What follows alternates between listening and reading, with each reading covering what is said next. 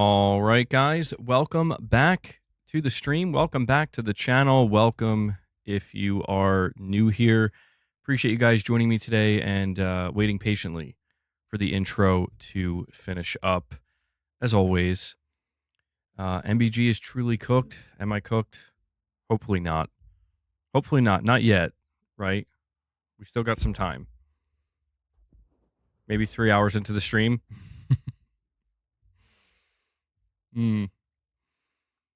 Wes, what's going on, man? Today we're going to start with 2 hours of Abby golf talk.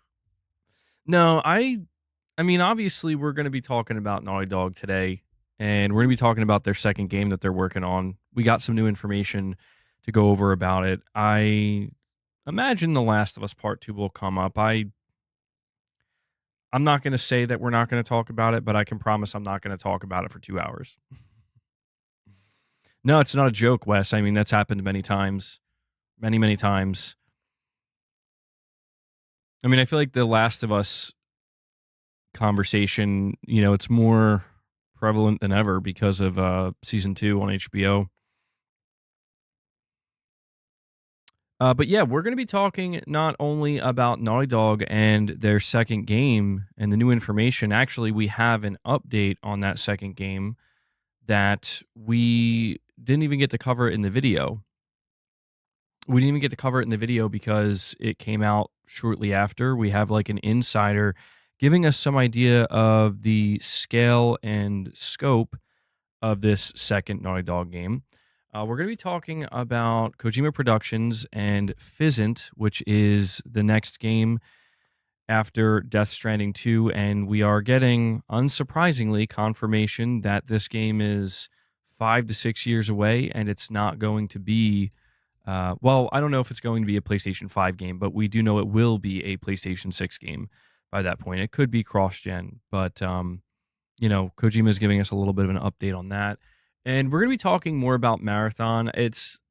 Marathon's not something that I honestly want to keep talking about, but, you know, it, I think, is important for me to keep you guys updated and in the loop and in the know with new reports that are coming out and what's going on. And unfortunately, you know, it just keeps getting worse and worse.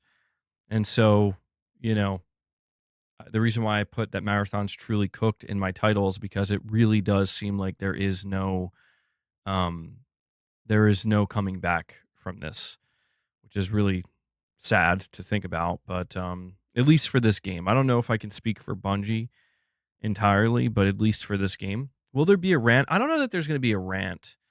Like, there might be some, you know, I might be a bit assertive in some of my takes, but I don't know if it's going to be a rant type of day. I don't know that that's necessary. Yeah, Stellar Blade 2 was confirmed very casually.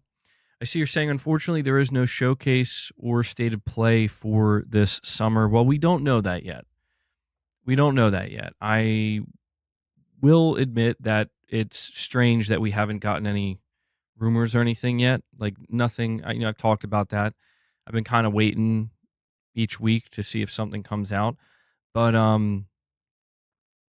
honestly, like, it would be really strange if Sony didn't do a state of play in the next like 4 to 6 weeks, because I mean, they still have to kind of do that stuff, right?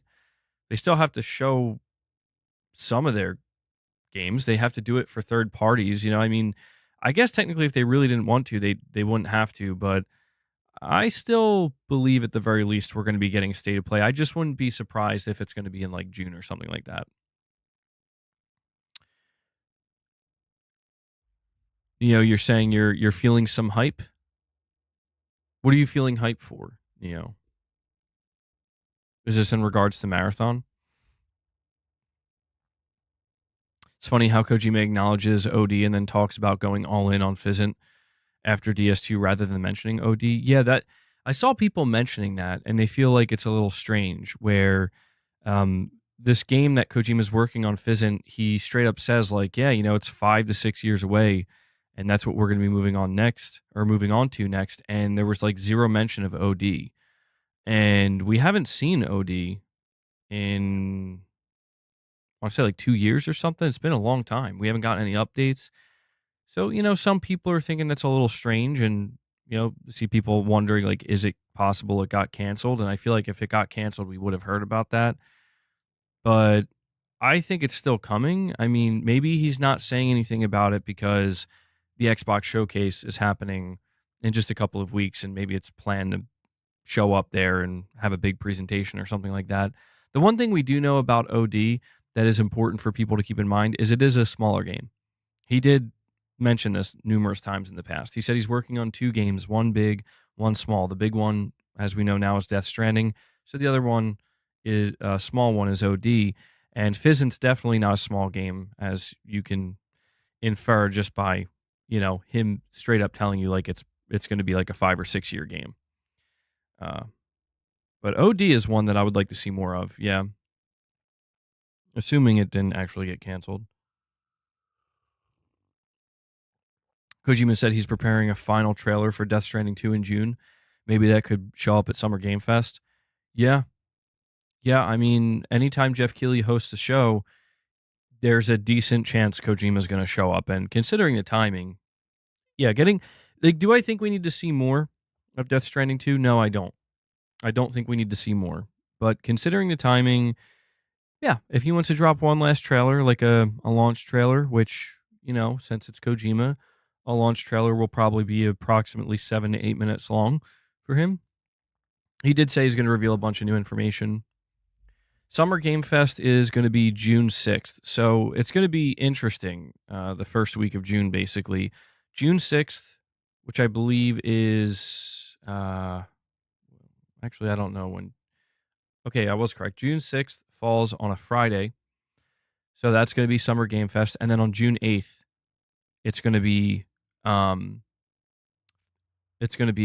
Xbox Showcase. So those shows are essentially back to back. Nah, I doubt that, okay. Physint being vaporware. I doubt it. I mean, if there's one thing that I feel like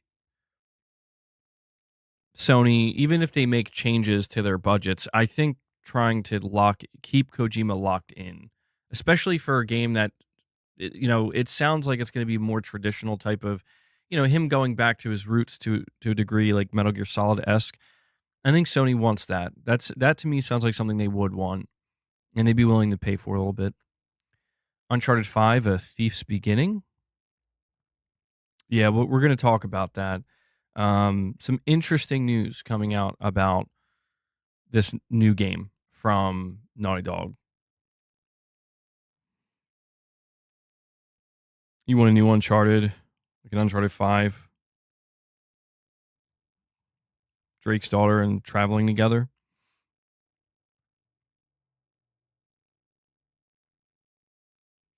Yeah, Lux, I really don't know what to think about OD, man. Whiskey, you're saying he makes nonsensical statements. I mean, I think calling Physint OD. I mean, if anything, OD. Truthfully, I feel like OD is more likely to be vaporware than Physint. Now, I know you're not talking to me, Whiskey Gaming. I know. I know that. I know.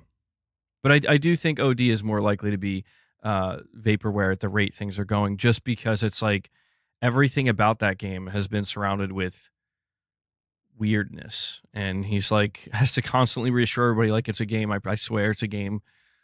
I'm gonna laugh when Physint is just straight up a movie. It's like, yeah, so some wires got crossed along the way, guys. I accidentally just made a movie, and you just press a couple buttons.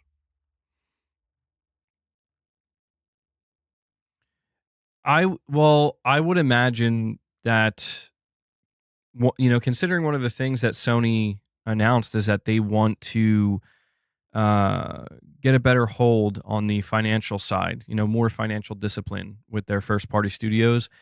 So I imagine that they're going to give Kojima Productions a large budget, but one that's within range. Something that I don't know that he could necessarily go crazy with, They didn't have us play as Drake Star at the end of Uncharted 4 for nothing. Yeah, well, you know what I'm dreading, Digital Dude 25, is when the next Uncharted game you play as Nathan Drake's daughter and everybody cries, you know? Everybody cries and is like, "Oh my god, they did it again." It's like, "What are you talking about?" Like they literally set this up. We knew this was coming. Michael Lynch with a $5 chat says, "I don't think Drake's daughter would just travel with Nathan. I think she'll possibly be on her own learning as she goes on her journey."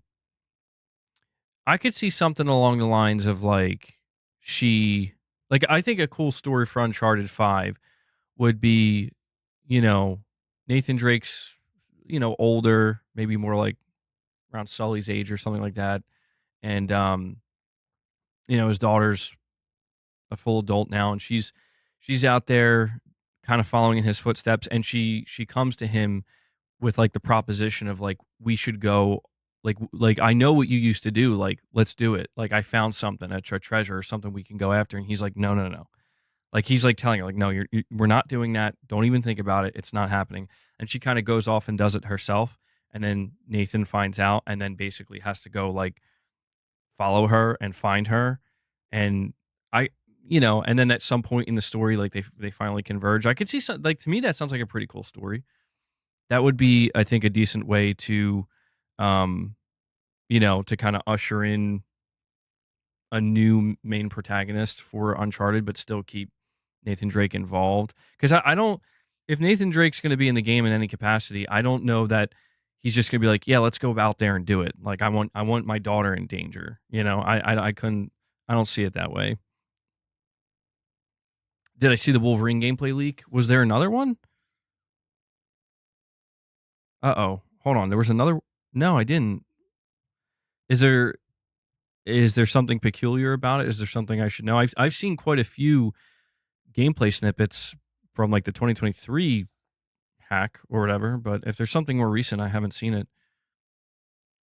If you're talking about the one from a while ago, yeah, I don't. Sony, you want or I just called Corey Sony. Corey, your new name is Sony Landiga. You want Sony to get the rights to Metal Gear? I think, yeah, there was a rumor before that they were trying. They were trying. Don't even entertain an MBG. I know, man. I know. It's crazy.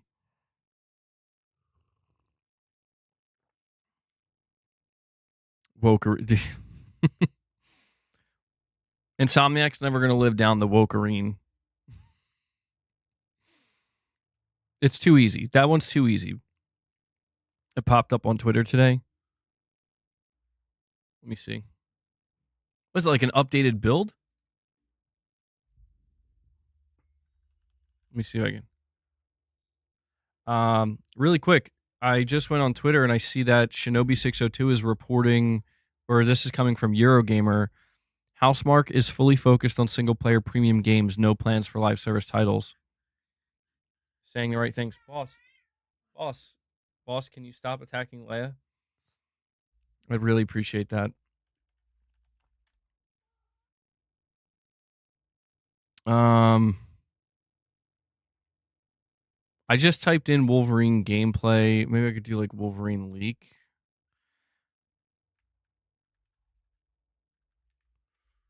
Let's see. Latest.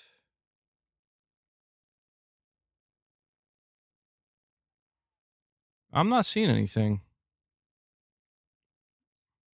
Media. Let me check. Hold on.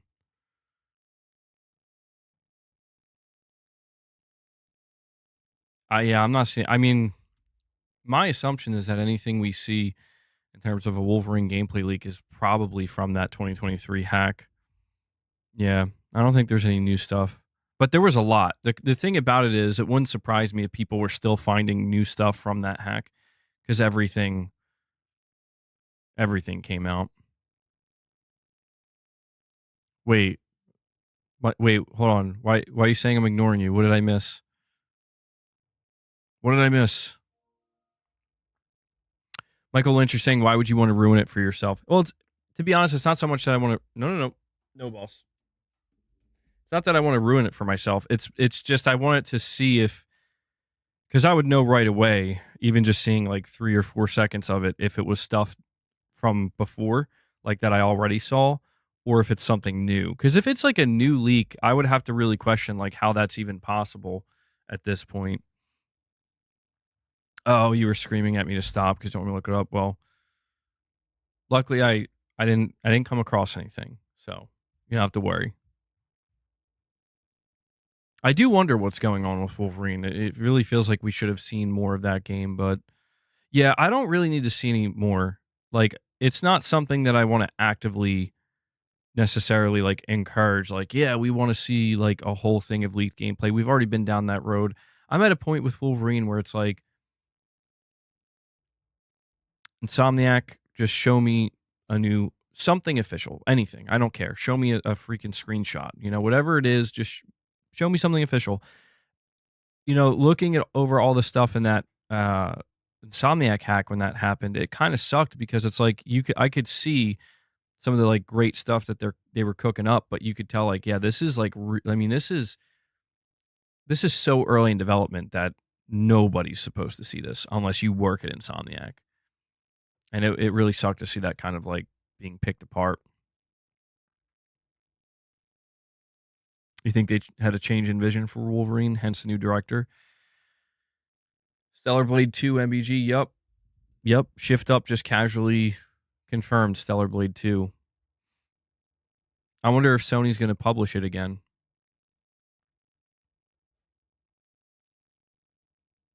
I mean, I will tell you, Insomniac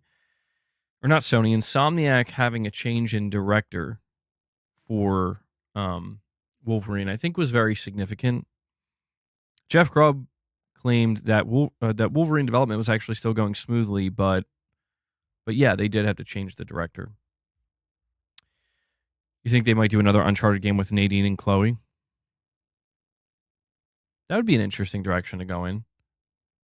I mean, people did seem to generally like The Lost Legacy. Wolverine's going to become an extraction slasher? Oh, man.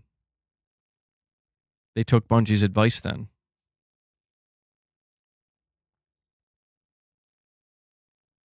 I never did play Uncharted The Lost Legacy. I heard it was good, though. They changed the director because he left for Perfect Dark, though. The creative difference thing was just a rumor, no?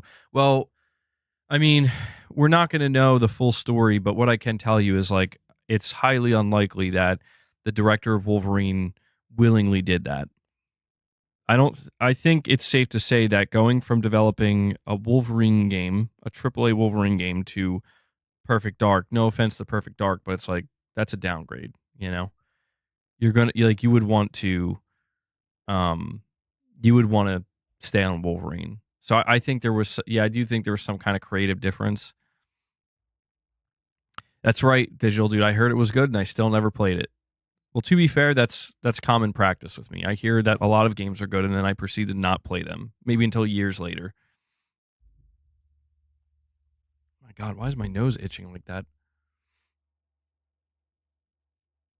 Got like a nose hair or something. Boys, I'm not going to lie. I'm looking forward to the Marathon is truly cooked part of the stream. I feel like MBG is going to smash down his pad cell. No, I'm pretty calm. I'm chill. I'm pretty chill. I want to cut through the nonsense, There's a lot of nonsense these days. A lot of nonsense. Actually, yeah, I got to stop picking my nose. That's true, actually. I forgot about that. Brian Horton worked at Crystal Dynamics before with Tomb Raider. So him going back maybe isn't... Yeah, that's true. I did forget about that. I got to live stream the first hour of GTA like I did with Ragnarok. Oh, yeah. I'll definitely be live streaming GTA a little bit when it comes out. No doubt about it. PS5 Pro live stream. Chris, you're saying you were defending Marathon during the reveal, but once that 1 hour of gameplay dropped, it looked so generic it hurt. Well, yeah, I mean, the trajectory for Marathon for me went from I actually had a decent amount of hope for it because, I mean, it's something new from Bungie. I'm Bungie fan, but I know that they are skilled with, creating great feeling shooters, and they've proven themselves with Halo and Destiny. And so there was this kind of level of optimism. And then they showed the teaser, and I'm like, oh, okay, this is interesting looking. And then they showed the gameplay, and I'm like, oh, okay. I mean, yeah, it doesn't look like anything special, but it looks competent, looks good enough, I guess. Maybe not. I'll have to try it myself. And then the alpha happened, and the feedback. I mean, it seems like everybody has a list of things, you know? Lux, you're saying I love the trailer a few weeks ago. I didn't love it. No, I didn't say. I think you're stretching that. I was feeling okay about it. I was leaning more towards optimism in the sense of like, yeah, I could see this working. Like this could be good. But I don't know, like the longer I kind of looked at it and the more like once the alpha came out, I think that's really, or not the alpha itself because I didn't play it, but once I started hearing the feedback that people were giving Bungie with the alpha, having not played it, it just sounded like, oh man, maybe they really, you know, maybe they really don't actually know what they're doing here. Because if you look at, yeah, I mean, I still use that trailer footage in my videos, and if you look at it, it's like it doesn't look that bad. It does kind of, you could see that there are glimpses of like maybe there's something really good here, but apparently like if you're actually playing the game and playing different sessions and rounds, it's like there's a whole host of problems, a laundry list of things that apparently they need to correct or tweak or whatever, and that's fine. Like I thought to myself like, all right, if Marathon's in this kind of middle space, it means the potential's there. They have a steep hill to climb, it seems, but I think that they can climb it if they're, focused enough. And then this whole situation occurred with the plagiarism, and now there are new reports coming out claiming that apparently, like a former developer who worked there says the environment for Marathon was toxic, and he used the word humiliating. And it's like apparently devs are coming out saying that they tried to like, you know, they were constantly telling Bungie leadership that here are the problems that are occurring with Marathon, and they were just ignored. And it's like, geez, man. And then the whole plagiarism thing, it's like it's over. I mean, I'm not trying to be that person where it's like just take it out back and end it. But I mean, it's like, bro, where, like, what do you think's gonna? This is where I'm really curious to see what Sony does next, because it's like you've been down this road already. When Concord was first revealed, granted there wasn't like plagiarism or anything, but when Concord was first revealed, like people were saying like just end it. It don't even go through with it. It's a mistake. And Sony was like, no, we're gonna push forward. And they kind of were stubborn in that way, and they did it. I feel like we're watching a similar situation, unfortunately, unfold for Marathon, except it's even worse because I think the reason why people want Marathon to fail is different from Concord. I don't even think it's that people wanted Concord to fail. It's just people were indifferent to Concord and were like, this ain't it. People looking at Marathon after the whole plagiarism scandal thing, now they're actively saying, we want this to fail. We will go out of our way to spite this game. I don't know how you recover from that. I don't think I've ever seen that before, to be honest. Digital Dude, you're saying you just finished Indiana Jones and the Great Circle yesterday on PlayStation. It's a solid 7 out of 10. Shame we probably won't see a sequel. I'm sure Disney wasn't happy with Xbox, lol.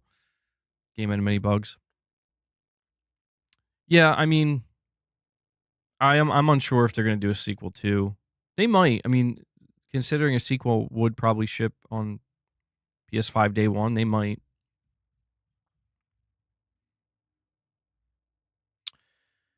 Do you know how many people $3 billion could have fed? Try not to think about it, Capono. No, I didn't get the platinum illegal monkey. Well, I kind of fell off of Expedition doing all the extra side stuff, and I don't know if I might go back to it at some point to wrap it up, but um, I don't know. I put like 65, 68 hours, give or take, into it, and I felt satisfied. I don't know if they announced a sequel already. supposed to have 2 sequels. I think I remember Phil Spencer saying that they might do something more with it. They may have said something. I recall reading something about them wanting to do more, but I don't know if they like explicitly said like we're for sure doing a follow-up.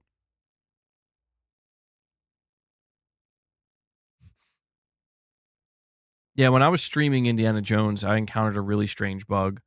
It was very funny though. I got stuck. For anybody who was there watching it, you know what it was. But I got stuck in an area, and I had to like literally push one of the characters, one of the NPC characters, like all the way down to the bottom of the freaking. Yeah, it was an interesting one. I basically broke the game. I completely broke the game, and then I fixed the game. It was really weird. Yeah, I probably should have clipped that. Maybe I still can. And Corey the Legend Landiga comes in and drops 5 membership gifts for you guys. Corey wants to get the member train started today, and he knows I appreciate it. I'm no hero. Never was. Never will be. Corey, I'm going to have to, hold on, let me see if I can get a different soundbite specifically for you.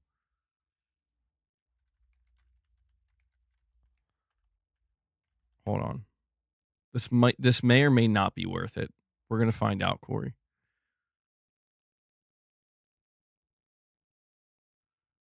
For some reason it's not.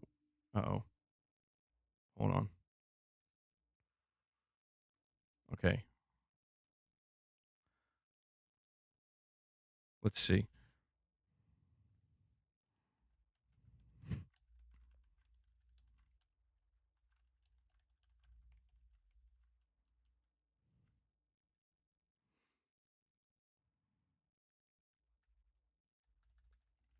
I want to see if this works.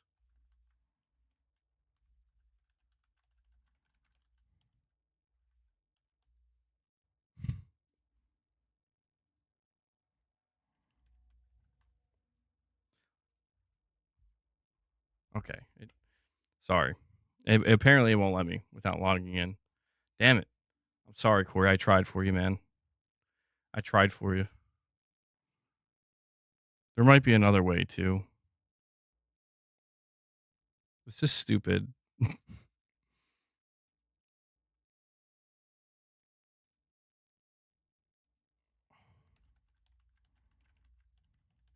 see if this works. See what Corey does distracting me like this?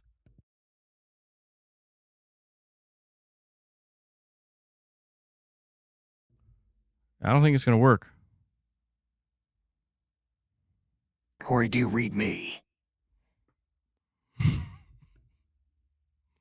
Okay, maybe it worked. That didn't sound quite right. Why did he sound like that? I don't even know if that came through.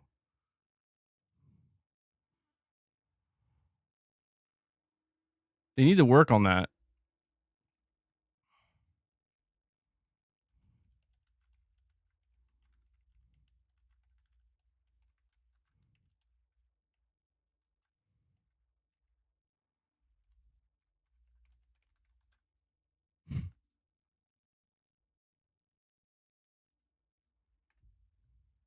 All right. Just going to do one more, and then we're going to get back to the conversation. I'm sorry for the awkward dead air.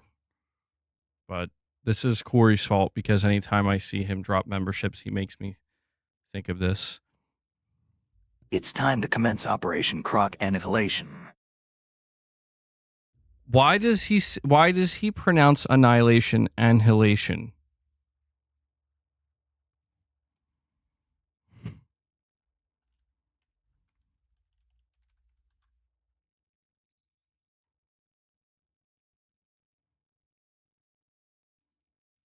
This is your fault, Corey. I just want you to know that. Helldivers new update.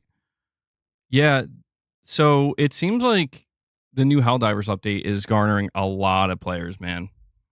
It's time to commence Operation Croc Obliteration. There we go. Okay. I'm sorry. It's all right. Hopefully that came through. He's like, I like the hero quote, bro. I don't know, man. I like the croc obliteration one. All right, I'm gonna get back on track. I'm sorry. It's my fault. I've been saying it wrong this whole time. Wow. Yeah, it's one of those things. You learn you've been saying a specific word wrong the whole time.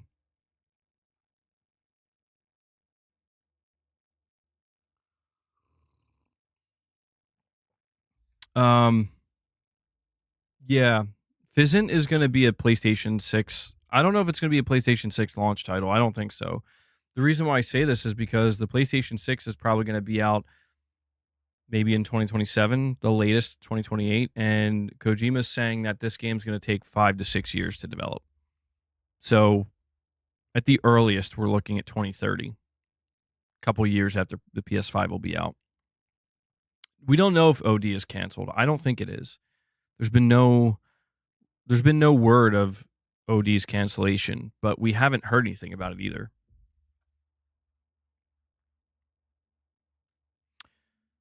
Bungie takeover when? They need to be fixed like Rocksteady?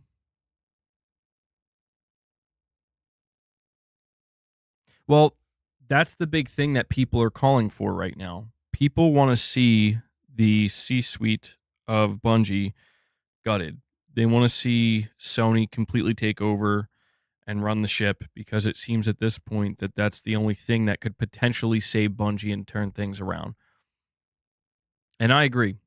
I think by this point it's as clear as it's going to be that the current leadership at Bungie, the executives there that are in charge making the most important decisions, they need to go because they're going to ensure that Sony is left with pretty much nothing. Right? And if you're Sony, you want to at least try. Digital dude, what's the post? Because I have all of my notifications turned off. I don't know if I'm going to be able to see it.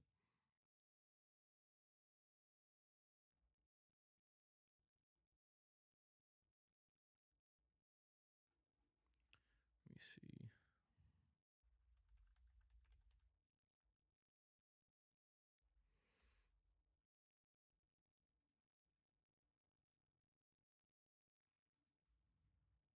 Some leaker. Are you able to tell me like who it is and what they said?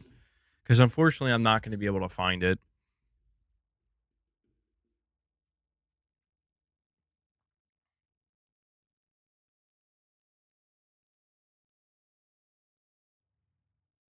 Bungie might get shut down. I don't think Bungie's going to get shut down. No. There's no way Sony just shuts them down. But we could see more layoffs. I think what we need to see is the upper management of Bungie completely, get a clean house. Kiracasis? Okay, let me go see. I've heard of that person.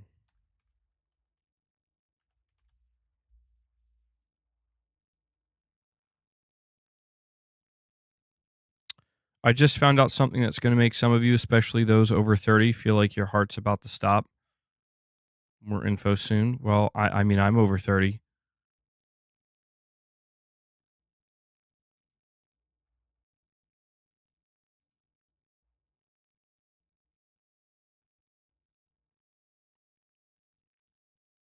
Oh, I see you. I see you tagged me, digital dude. There it is.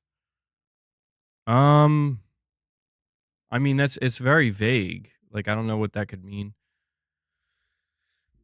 Those of you over 30, you're thinking it might be something PlayStation related? Maybe an old game coming back?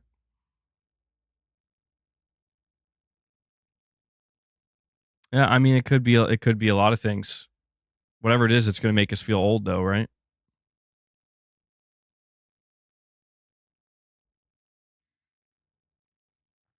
Yeah, I see a lot of people coming in saying Stellar Blade 2. Yeah, it's funny the way they confirmed it.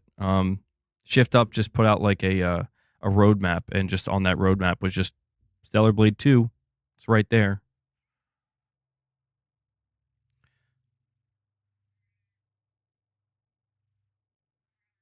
Well, Kirakesis, he's a reliable insider. He just doesn't post that much. Like he doesn't.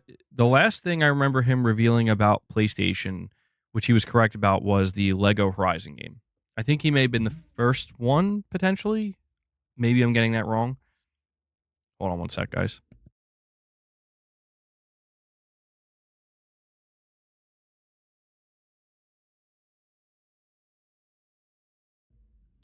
And my bad, Corey. I forgot to add your.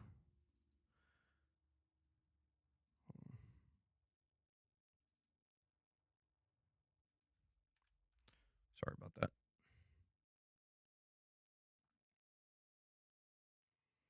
So you're saying you're not quite 40 yet. Still have a few months to go. So this is still applicable to you. Some dude on X wants Insomniac to on Spider-Man 3 before we even see Wolverine.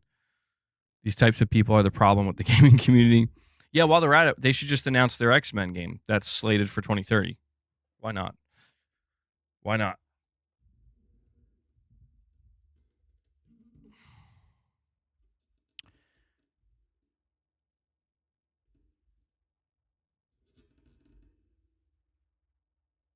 Is Stellar Blade actually a good game? I'm not going to read that second part. It is actually a good game. Yeah, it's a pretty good game. I enjoyed it when I played it. It's got good combat.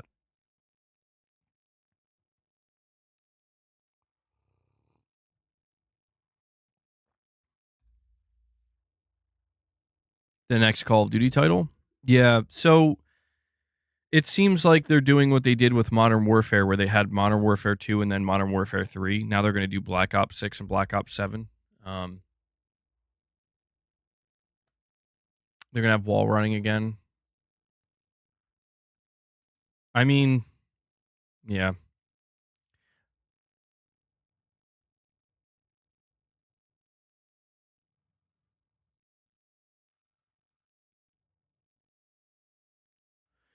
Yeah, so I want to say that maybe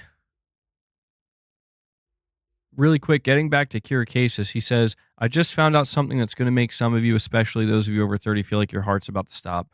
More info soon. Over 30, maybe something Resident Evil related. Resident Evil is going to celebrate its 30th anniversary next year. Over 30, though, I mean, like, it's implication that whatever this is, I don't know. I'm going to try not to guess too much because he says he'll have more info soon. Who knows what soon means? I mean, obviously, we want it to be related to PlayStation, but it could be anything. Could be anything. I mean, PlayStation's over 30. You know? He's saying it's going to make your heart stop, though. That's pretty. Those are some big words. Yeah. Nothing that guy will say will make my heart stop with everything else going on. I doubt it's anything crazy. I mean, to me, that's what's interesting is it's like, I find it hard to believe too. Just think of any game from the PS2 generation.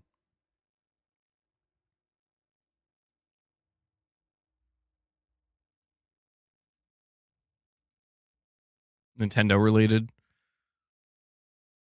Yeah, I was thinking that too. It's probably going to be Nintendo related. That would make the most sense.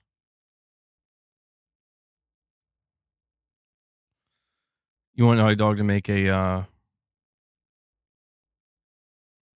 Jack and Daxter? I don't think they're doing that, man. I don't know. I just have this feeling they're never going back to Jack and Daxter. We should be hearing about a new big summer state of play by next Monday. I don't think we're going to hear about it this month. If there's going to be any show, I don't think it's happening this month. I think it's happening mid or late June. It seems like Sony might be doing a bit of a different time frame.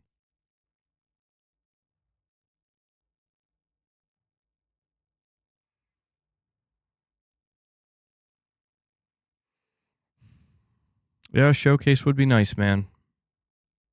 It's been too long. Garrett, you're saying you don't want Naughty Dog making Jack and Daxter anymore? They need to make large, realistic games? Well,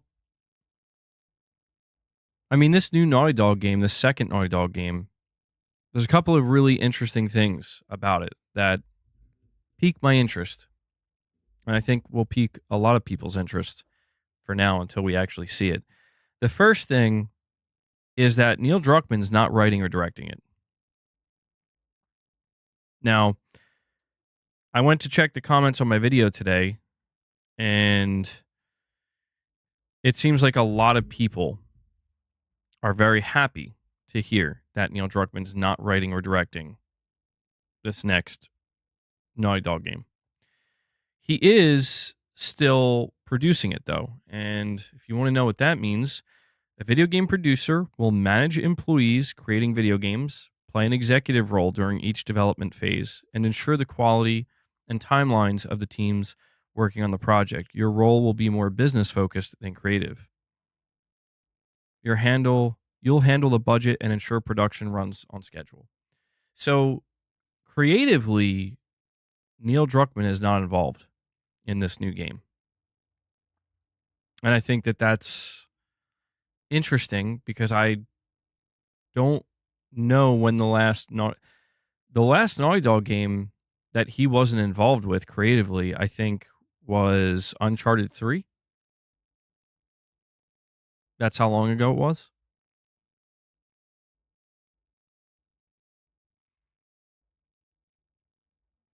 If he has a producer credit, you think he'll I mean, I know that they oversee the entire project, but I mean, yeah, I don't want to like assume that he's not creatively involved at all because maybe producer could mean a couple things here, but generally speaking, producers don't really get involved creatively. Like, I guess they can. I don't think there's a rule saying they can't, but Sean Mitchell, a member for 25 months, says Druckmann stepping down. This was the no-brainer. This was the banker. This was the one that couldn't fail. This was the one that's never failed. Well, see, that's the thing. I don't want to like jump to a conclusion here. I don't think it's anything dramatic like that, Sean.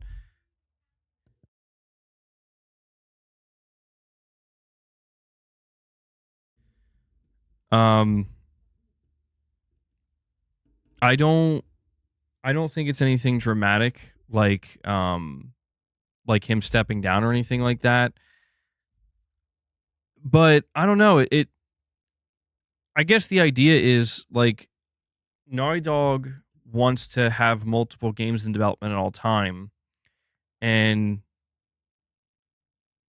they have to start being able to like trust other people, to start making bigger creative decisions for these games. But it's crazy, man. It's crazy where like you talk about like Miyazaki, right? Dude, the way people react to hearing Neil Druckmann is going to direct a game versus like Miyazaki is night and day. Like if people find out Miyazaki's not directing a game, they're upset and frustrated. When people find out Neil Druckmann's not directing a game, they cheer and they express excitement. And like to me, this is just how I know like things are just not well. I mean, in this case, people would be a lot of gamers, I guess, I'm assuming they're gamers, that are not happy with with what Neil Druckmann did with The Last of Us Part 2, man. I think that's what it boils down to. I don't recall people like hating Neil Druckmann prior to The Last of Us Part 2. I think that basically is what made people just kind of turn against him. You think maybe gearing up for a big Uncharted franchise relaunch, Blue Point doing the remake, Naughty Dog doing a new entry in the series? That would be interesting. That would be a play. I've been saying for a while that I'm shocked we haven't seen Uncharted yet again, just because Uncharted is one of Sony's best-selling franchises.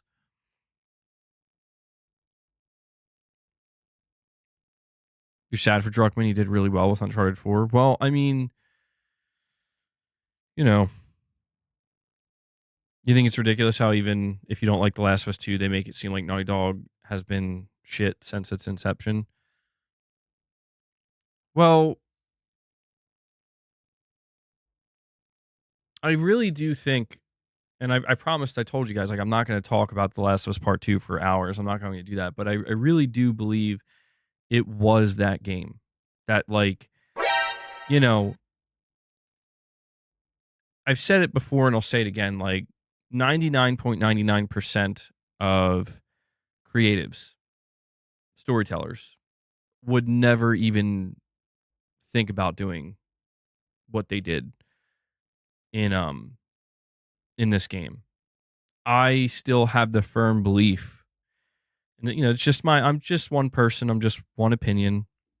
I still have the firm belief that Naughty Dog tried to go for it all in one fell swoop, which can be commended. Yeah, like, wow, that's a lot. That's kind of crazy.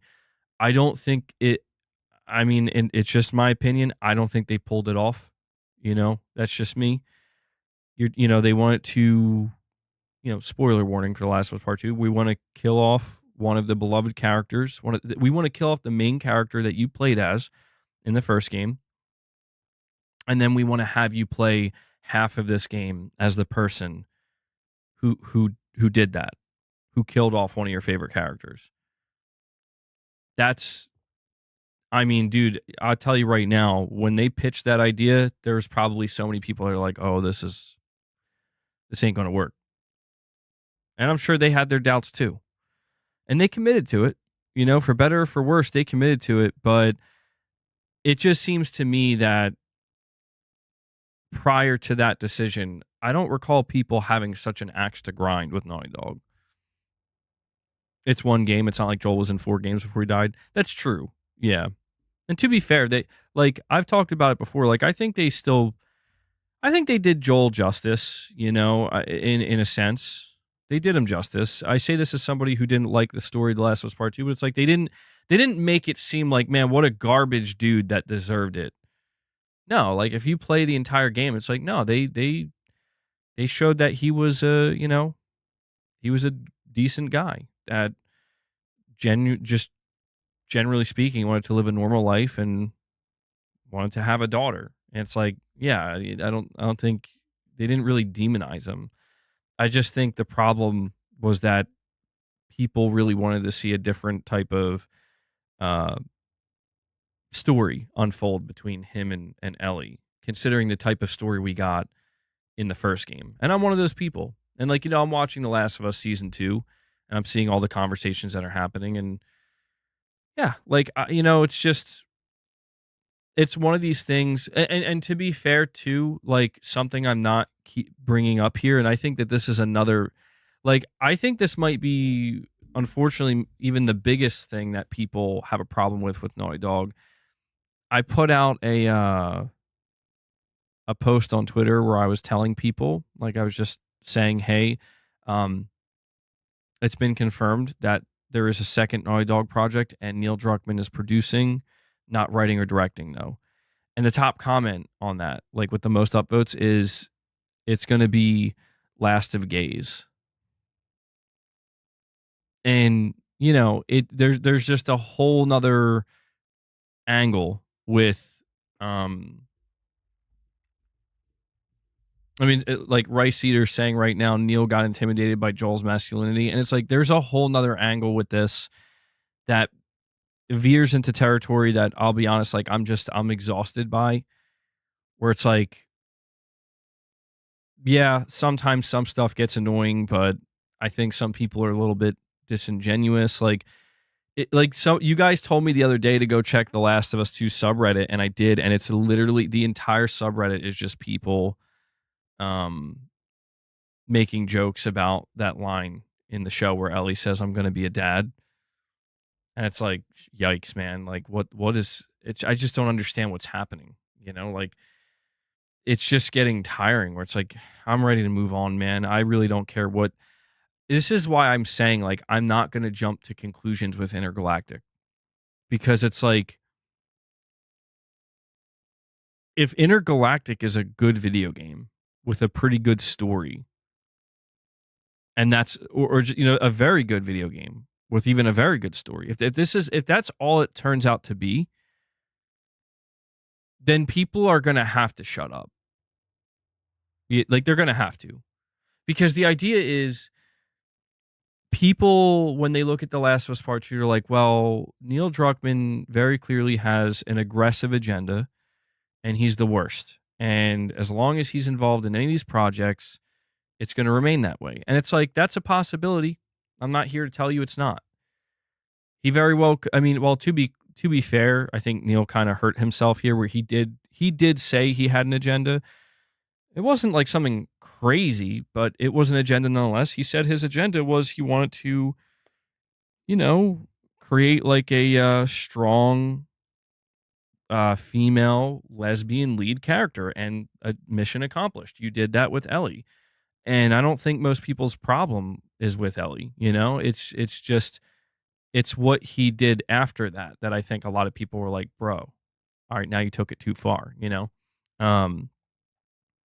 But the idea is, going into Intergalactic, it's like, well, yeah, he's gonna do it again. He's gonna try to push it even further. And to me, what's interesting about Intergalactic, that actually I'm way more in, I gotta say, like, the more I learn about Intergalactic, the more I'm actually like genuinely interested in this game, is that it's based on religion. He wants to make me feel uncomfortable. Literally every game studio has an agenda. I don't see why Naughty Dog is the only studio that gets flack about it. I do think there are other studios that get flack about it. I just think it's kind of like what I said, like, Naughty Dog, they went there with the sequel. Like, I've said, dude, I remember saying this even when I was like making my rant videos and being like, I can't believe they did this with the sequel. And I always maintain this, that like, you gotta at least be able to give credit that even if you think it's the worst decision ever made, and it ruined the series, and it ruined the characters, and it ruined the studio, you gotta admit that it takes a certain amount of balls to actually go through with what they went through with. Like, even as somebody who, I don't like what they did, even I could admit, like, yeah, you gotta have, I'm not saying that should, that shouldn't, that's not the be all end all, but no other, like, you don't see other game developers just going full tilt like that. And I'm not saying they should. I'm just saying it's like, there's a reason why. And I think this is the reason. It's because once you go full tilt, once you just say, F it, we're doing it, we're going there, this is gonna follow Neil Druckmann around, and Naughty Dog around forever. For better or for worse. You're gonna have people who love it, you're gonna have people who hate it. I don't think you're gonna find many people in between. And the people who are in between probably get drowned out by the love and the hate. Josh Z, a member for 61 months. That's crazy, bro. Thank you, Josh. Saying, some people act as both producer and director, but producers are usually mostly in charge of a smooth development cycle, and they have to okay everything, getting the game to market. They still have some creative control. And that'll be interesting to see. That's where, Neil Druckmann is out in front of Intergalactic, making it known that that's the game he's really working on. Like, that's what he's entrenched in. He did say he's playing more of a producer role, and he did say, I'll read that in just a sec, Josh. I'm sorry about that. Neil Druckmann did say that he's playing, I have the quote right here. I'll just read the quote. He says, then there's another game that's being worked on by Naughty Dog where I'm in more of a producer role, and I get to mentor, watch the other team, and give feedback, and be the executive in the room. So to me, I feel like he's him wording it that way, like, I get to be the executive in the room. I feel like he's making it somewhat clear that, like, he's not at nearly as creatively involved. Him saying he's the executive in the room, that does make me think more like budgets and just, scoping up or down, and scale of a game. What I'm going to be really curious to know, and we will learn, whatever this game is, we're going to find out if he's actually involved creatively. Because for all we know, he might have nothing to do with it creatively. Like, it's kind of like what you're saying. He'd have to greenlight certain decisions, but it's basically like, I think it's Sean Eskag, who's apparently directing this project. You think his ego won't let him? I mean, I don't know. I don't know that. I mean, Neil Druckmann doesn't seem very. He doesn't come off like outwardly pompous or anything, in my opinion. Like, he doesn't do anything that makes me think, like, what an egomaniac, bro. But I'm sure he does have a certain level of,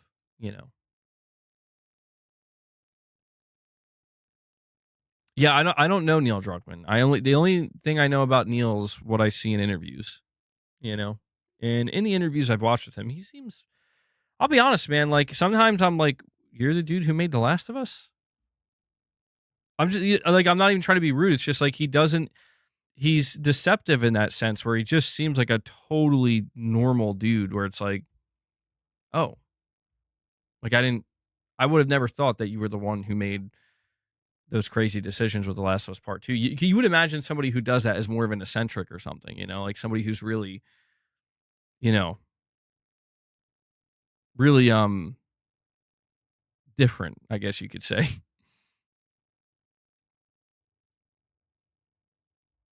Neil's probably a weirdo behind the scenes. He seems totally normal in interviews, but behind the scenes, he's probably like the weirdest dude ever.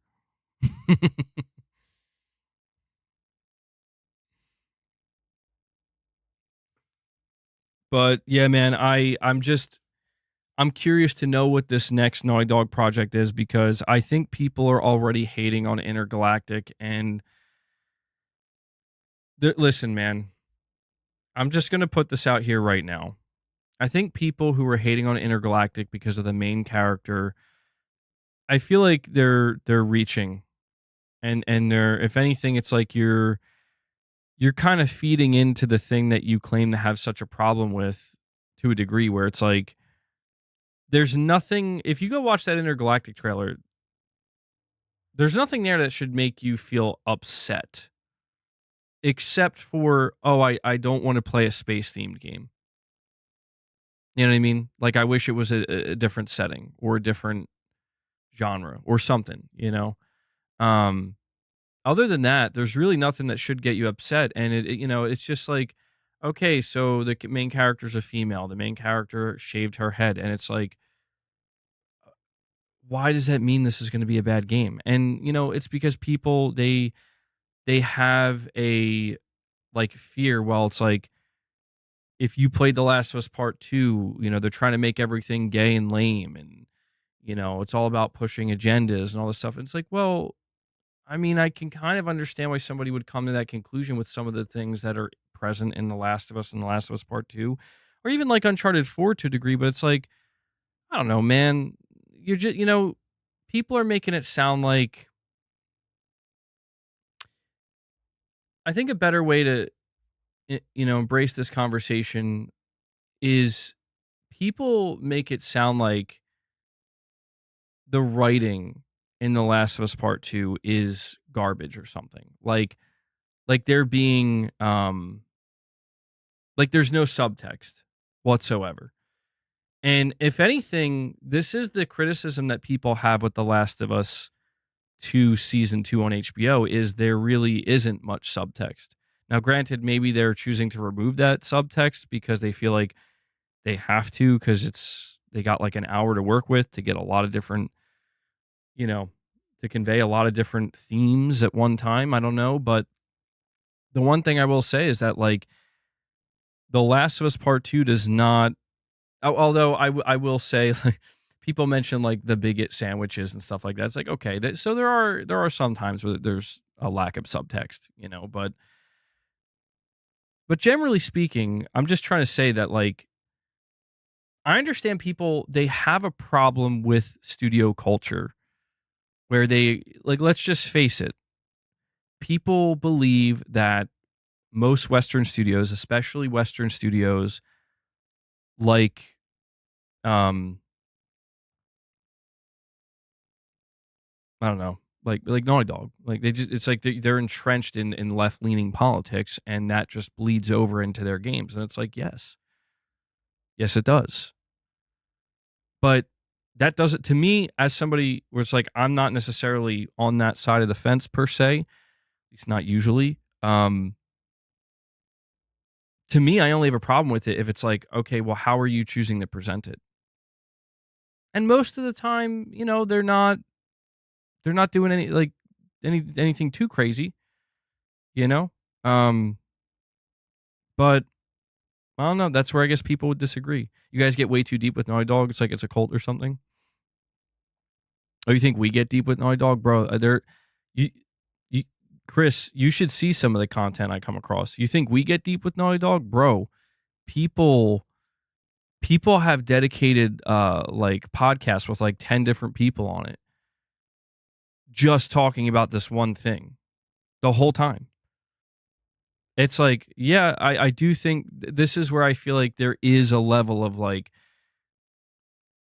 it can be enjoyable to have certain conversations, you know, but a lot of those conversations I think turn sour very quickly for what are honestly like I think foolish reasons. But Intergalactic, I'm not over the top of I'm not feeling like a 10 out of 10 level of excitement for Intergalactic. That's subtext. I'm sorry, buddy. I missed your my bad. Subtext, the member for 33 months says, "Do you think this is a new IP or a chance to make a new team spin off the Uncharted series? Would be easy for Neil to step back." I think it's more likely it's Uncharted just because I don't know, man. I feel like Uncharted again, it's like a massive series that has a really large fan base. I mean, Uncharted 4 sold like 16 or 17 million copies or something crazy. I think they'd be nuts not to return to that. And they also have another Uncharted movie coming. So if I had to guess, put my money on it, I'm going to say it's going to be something Uncharted related. And that's something that I could see Neil being like, yeah, I'll just be in a producer role, rather than have complete control over the writing and the direction and all that. Although, actually, on the other hand, maybe a new IP would make more sense. And we have Josh, aka Moonshot. He says, "You're selling yourself short, not trying Kingdom Come Deliverance 2. Watching gameplay doesn't do it justice. Watch a to-do first video to get you started. You won't regret." I don't know. I don't know, Josh. I'll continue to call you Moonshot since Josh Z is here with another super chat. Dude, I don't think that's gonna happen, man. I just don't see it. There are just some times where I see games and I'm like, you think laughs await? I did hear the game's actually pretty funny, which was kind of surprising based off of what I've seen of the game. I've heard from like multiple people that the game's actually very funny, which is pretty cool. MBG can't even finish the games he's already started. He's not going to start another game that takes 100 hours. Yeah, well, I haven't had as much time lately to game as I would like. So, yeah, I can confirm that trying to start another one, probably not a good idea. But I love your enthusiasm, Moonshot. I love your passion. I can tell this is one of your favorite games of all time, man. And we have Josh Z with a super chat. He says, also, men are broody and nobody says anything, but women are broody is something people hate. The world does not make sense. No, it doesn't make sense, man. I think that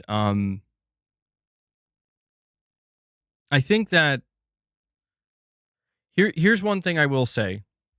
When you look at Naughty Dog, and this isn't exclusive to them, this is what a lot of different studios do. They want to challenge that. They see that and they want to challenge it, and I'm not against that. Like, go ahead. Like, I think that's cool sometimes, you know? But in choosing to challenge that, you are choosing to wade into territory where it's you're gonna you're gonna catch some strays. Or if not strays, just some direct hits. You know, you're gonna upset some people. And I don't think these studios should be walking on eggshells and be afraid to do anything or to challenge anything. I just do think that, you know, everybody's approach to it is going to be different. And I would say that the thing that people really didn't like about Naughty Dog's approach, specifically with the sequel, is they were very heavy handed. I think there was subtext, some of it not so much. Some of it was a little bit on the nose, but mostly there was a good amount of subtext. But it did kind of walk that line where it's like it does very clearly want to send a message, and it wants to yeah, I mean it did become a little bit preachy. And when I use the word preachy, I guess I just mean like that's what I'm saying. The subtext was not very strong. It wavered at times. And that's okay. Yeah, I mean, maybe less so much, maybe preachy isn't the right word. Maybe the better way to put it is they just want to make it clear that this is something that we want to put in our game that makes it just very clear how we as a studio and the people who make this game, how we feel. And I mean, you know, you already know how people are going to respond to something like that. Yeah, I would agree that the situation with Lev, that's where I mean, they were definitely removing a lot of subtext, you know, as it went further on. And, you know, I think overall they did a pretty good job. But it's so funny to me because it's like, you know, people don't even care about that. That's the funny thing. That's the irony in it all. People don't even care about the character Lev or what's going on there. People care more about, like, why did you make me play half this game as Abby? Why did you have Abby be such a, you know, why'd you do that 2 hours into the game? And so I think like throwing something like that in on top of it, this is where I feel like, I mean, Naughty Dog was just like, let's just go all in. Let's add this and then add that and then add this on top of it. And it's like, for all the haters out there, you know, that's what the haters or the people who aren't, because they're not all haters, but the people who aren't fans of it, it's like, pick your reason. Pick your reason why you don't like it, because there's like 5 different reasons that we gave you. You think Abby's greater than Joel? Oh, I wholeheartedly disagree there. But yeah, I don't know. It's just, it does get, you know, you could swap, you could gender swap if you wanted. You could make it so that, you know, Joel is not a man, but a strong female lead, like a Lara Croft type or whatever. And Ellie was not a girl, but a boy. And you could play that the Last of Us 1 story the same way, you know, and and I guess what I'm trying to get at here is that, like, well, hold on, I have this backwards. No, Joel. Okay, let me try this again. That scratch that. That's a bad one. A better way to view it is, instead of Joel being the one that died, let's say it was Ellie. And let's say, you know, for some reason, the person that, it's just like another really tough, badass dude going up against Joel, right? But for reasons, you know, it's like this person is justified in what they did. You know what, actually? Every time I go down this road, imagine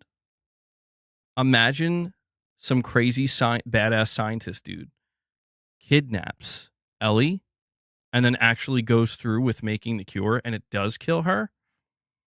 And then Joel's like, I got to get revenge. And they play it out like that. And you hate, but then like halfway through the game, you play as this dude who actually ended up killing Ellie. What I'm trying to say is, it doesn't like it is bad. It sounds horrible. It does sound horrible. But the whole reason I'm saying this is because what I'm trying to do is replace Abby with like a badass male character. Doesn't matter. I'm still not gonna like that character that you get me to try to empathize with. It's like, I still don't care. I'm on Joel's side. Period. End of discussion. I played the whole first game as Joel. I'm on Joel's side. Do you know what I mean? And I'm putting that out there because it's just, this is where I think people, when they criticize The Last of Us Part 2, there are people where they criticize, Abby, strong female, but I mean literal like buff female and whatnot, and the character Lev, and it's like, I don't actually think that's like, to me, that's not why I don't dislike Abby because she's a female. I don't even dislike her because she's like jacked and strong and stuff. Like, who cares? I dislike Abby as a character because I just don't like her. Like, to me, she is kind of like the villain, and they want me to like the villain. And I get it. The idea is they're all wrong. They're all bad. Joel was a villain numerous times as well. What about him? It's like, I get it. I understand that. And that is the deeper complexity. That is the story of The Last of Us and the characters. But all right, Lux. Well, maybe that would get me if it was David Hayter voicing a male character with Snake voice that looked kind of like Snake. Okay, they'd probably win me over. But I don't know. I guess I'm just saying, like, I wish when we talked about Naughty Dog, not us, but like a lot of people, I wish that people were able to separate these things and understand that, like, the studio's politics, and I say this as somebody who definitely believes that studio politics can get in the way in certain products and certain games. I do not believe that Naughty Dog's studio politics really hurt a game like The Last of Us Part 2 as much as people want to make it sound. It definitely influenced it, and it definitely influenced some of the decisions they made. But in terms of like, so is this game's story bad because of politics? No, it's not actually. In my opinion, this game's story is bad because of the direction they chose to go in with major decisions that have nothing to do with, gender or sexual orientation or any of these things. It's just straight up decisions that were made creatively with these characters, and like, this is how it's going to play out. And that's why I can't stand when I see people, like, even now, the criticisms I'm seeing for The Last of Us 2 HBO, or Last of Us Season 2 for HBO. There are certain things that are in, like, just objectively done worse because you're trying to condense something that was told, like a portion of a story that was told over the course of like 5 or 6 hours. You're trying to condense it in like 50 minutes. So objectively, there are going to be things that suffer because of that. But then when I see people making fun of the way Bella Ramsey looks, it's like, that's not, trust me, that takes me out of the immersion too. I don't see her as Ellie. But if we're like trying to actually have a conversation about the story and the storytelling and the characters and the writing and the dialogue, it's just like, these are two separate things, and people are trying to just put it in one spot. Like, The Last of Us Season 2 is hot woke garbage because look at Bella Ramsey. It's like, whoa, hold on. There's a couple problems here. And the thing is, the people that I'm referring to, they don't want to have they don't want to go any deeper than that, because it's just like, if they were forced to go deeper than that, they would be forced to admit that, okay, well, Bella Ramsey not looking the way that Ellie should look, or maybe not even acting sometimes the way that Ellie from the sequel acts, that has nothing to do with, like, wokeness. You know what I mean? I'm just saying, it's like, people, I don't know, man. People are just they're trying to blend these things, and I feel like they need to be separate because if we continue to blend them together, any real criticism that we're trying to like bring forward that we would hope Naughty Dog would be receptive to, they're going to shut it down immediately. And that's unfortunately that's what's going on with a lot of things. Alan Gould, you're saying Marvel Spider-Man 2 was a great game, but people complaining it was too safe. Naughty Dog risk with Joel. It was the best thing and the best game. You think so, Alan? I mean, I don't know that I feel bad. I don't know. I never really thought about that with Spider-Man 2 playing it too safe. Looking back on it, it did feel like it didn't really do anything crazy. I don't think it needed to. I don't know, man. I don't have any like overwhelmingly negative feelings about Spider-Man 2. There was some stuff that, you know, when people kind of started to point things out and I'm looking at it, I'm like, okay, yeah, maybe that is a little bit weird or annoying or frustrating. There were certain aspects of Spider-Man 2 that I was not a fan of, but when I just think about like the overall package of like you buy the game, you play the story, you do a couple side missions, you unlock the different outfits, it felt pretty good overall, you know, but I can't sit here and say that the story of Spider-Man 2 like really stuck with me and it's something I think about frequently or anytime I think about like crazy stories in games, I don't think about Spider-Man 2. And I do think the story of Spider-Man 1 was better. But yeah, I mean, you could make the argument that if you choose to play it too safe, you're running a risk. If you choose to play it too risky, you're running, you know, you're potentially going to run into a wall. Sean, you're saying The Last of Us 2 story is a big nothing burger for me once you complete it. And folk will say that's the point. Doesn't change the fact that it's not the sequel I wanted, and that's okay, man. Exactly. Yeah. I agree. They destroyed the character of Ellie. And I think it's interesting to me that people now I'm using the word interesting for a reason. It's interesting and fascinating to me that people are totally okay with that. Where it's just we're gonna utterly ruin the character of Ellie. Now maybe somebody could say that's subjective. They didn't ruin her character because she does the right thing in the end. It's like, yeah, she does the right thing after basically ruining herself and everybody around her. Kind of doesn't matter at that point, you know? And so I understand it's a little bit subjective, but everybody's it's interesting because everybody's so focused on Joel and what they did, you know? You're saying they didn't ruin her character. That's Ellie. Well, no, I'm not saying they ruined her character because you're right. That's Ellie. I'm saying like, I guess what I'm trying to say is I don't think nobody would have predicted, right, that Ellie's story ends in, and to be fair, there could be a part 3. I'm just going based off of what we saw, you know, what we know. There could be a part 3, but it's like Ellie's story ultimately ends where like she just ruins her life. And that's it. That's where that's where she goes. Same with Joel.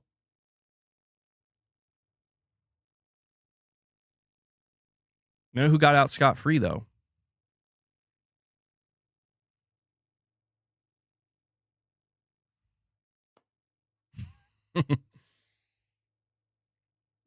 I mean, if they do decide to do it Last of Us Part 3, it will be interesting to see what they do with Ellie. But yeah, I don't know. The ending of The Last of Us 1 hit me way harder than the ending of 2. The ending of 2 was profound, I think. Like it definitely succeeded in what it was trying to achieve, which is we want you to feel like trash and just really, really, really bad. And there's just no more question. We don't want you to be left asking a question or trying to answer a question. And that to me is what makes the ending of The Last of Us 2 so different than the first game. The first game, it's not that the ending was left up to interpretation, but your perception of how you perceive that final scene between Joel and Ellie, that can be interpreted. Like that's dependent upon you know, the onlooker, where like, was Joel right? Was he wrong? Does she know he's lying? Does she believe him? The ending of The Last of Us 2 is revenge is bad, and You need to end the cycle of violence, and that's it. And there's no other question. And I enjoy it, and it's a nihilistic ending, and I didn't enjoy that nearly as much. Like, I felt like shit at the end of the last. I remember I felt so bad at the end of the Last of Us Part 2. I was like, I'm not gonna lie, man. Like, I did walk away feeling like I do not like this game. Like, this game made me feel like trash, bro. Utter utter garbage. I did not feel that way about the Last of Us 1. I felt like I was questioning something in the Last of Us 1. Like, was that right? Was that wrong? And to me, that's what makes it so much better. Is it's like, it's not here to tell you you're right or you're wrong. It's here to make you question what you just saw. Is that right? And I guess, there isn't, I have seen some people bring the argument where they're like, well, no, I have seen people argue like, no, she was wrong for not killing Abby or whatever, or letting her go. And I guess it does bring in, I could see that angle where it does make you kind of, but it's like, no, like, she wasn't wrong. Like, she knew, like, I would say on a relatively objective level, it's like she just knew that if I kill this woman, it's not going to change anything and not bring Joel back. And it's like, yup, that's objectively true. And that, you see, to me, that's different than the ending of The Last of Us 1, where it's like, bro, you just murdered like 30 people to save this one person, and now you're just lying right to her face. And it's so that you can hopefully live a good life with her. I don't know if that's right or not. You claim you did it in the name of love. Huh. I don't know. And that's, to me, that's what's interesting, cuz I just, when I ask people about the ending of The Last of Us Part 1, I noticed that there's a lot.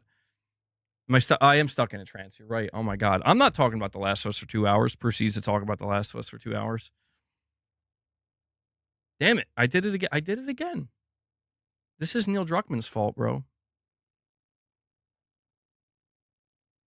The Last of Us 2 is ultimately about forgiveness. Yeah, and I don't know, man. The further removed I am from the story of The Last of Us Part 2, the more I appreciate it. Like thinking about it and viewing it from a distance, I'm more appreciative of it than when actually engaging with it directly, which is also interesting, because I don't feel that way about like most other things. But yeah, it is about forgiveness, because it's like, yeah, what does it take for a person in Ellie's position to not go through with it? It's like, Ellie ended hundreds of lives, hundreds, straight up, like, just ripped through everybody just to get to this one person. Finally gets this one person, is like, I can't do it. And there's almost an argument to be made that Ellie's punishment, I don't know. Like, maybe she got off the easiest, because it's like, bro, she also did some heinous stuff, and the worst she walked away with is like missing a couple fingers. And I mean, she did lose Dina, but there is that kind of thread that's left somewhat open. And this is like one of the only things where I guess you could question, like, could she get back together with Dina or whatever? It's like, I mean, maybe. We have Jerry Gamer saying PlayStation haven't tweeted much since Monday. Why do I have a feeling? Please don't give me hope. And I think the second Naughty Dog game reveal will be soon, just like last year. Well, the fact that Neil Druckmann is out here talking about it, I will say, it does line up with, that's what he was doing before they revealed Intergalactic. He kept kind of hinting at it a little bit, and then the Intergalactic reveal came. Maybe he's doing the same thing where they are going to have some kind of show soon. Sorry, I know you told me not to give you hope, Jerry Gamer, but it is interesting that he's just openly talking about it and just straight up like, here you go. We're making a second game. I'm producing on it. we haven't revealed it yet. I don't want to give you too much hope though. I don't think it's happening this month. Like I said earlier, I don't know if you were here earlier, but if we do get a proper show from Sony, a state of play or showcase, I don't think it's happening until June, mid or late June. Easy Tone, you're saying this proves how subjective it all is. The Last of Us 2's ending was more profound to me as someone who is changed by grief. Didn't feel good, but seeing Ellie finally let go of this thing that changed her related to how I needed to also. Interesting. Yeah, that's true. That's true. I guess that does kind of prove it is subjective, right? Very interesting take there, Easy Tone. I mean, yeah, I will admit the fact that I'm still talking about the second game, mission accomplished. That's the thing that I can't get away from. Where it's like if somebody says to me that the fact you're still willing to talk about the second game proves like how impactful it was, it's like I can't deny that. I cannot deny it. Now maybe it's just more on the mind because I'm being bombarded with Naughty Dog stuff. You know, I got the HBO season 2. There's a new game that's being talked about next to Intergalactic. So there is. Here's, I guess, maybe the biggest question that needs to be asked, and maybe the most important: is The Last of Us Part 2 going to ultimately define Naughty Dog forever, or are they going to be able to break out of that? I think this is important because it's like, if you look around right now, like The Last of Us Part 2 absolutely defines this studio now. It's like, it's kind of like what I forget I don't know if it was Digital Dude. Somebody said it earlier. Where it's like we just kind of pretend that Naughty Dog didn't produce anything before that. Uncharted 4, The Last of Us, just like doesn't even exist. And it does feel like that sometimes. And I think the question is going to be like if The Last of Us, or sorry, if Intergalactic or this other second game, like are these games going to be able to, you know, truly move people past The Last of Us Part 2? And I guess another question would be, you know, if we look at The Last of Us Part 2 as a game that was willing to kind of cross lines or whatever, like do things that most other developers and studios would be like, that's crazy. Like you're gonna upset people to an irreparable degree. You know, you're gonna really upset the fans. Do they bring that same energy to Intergalactic?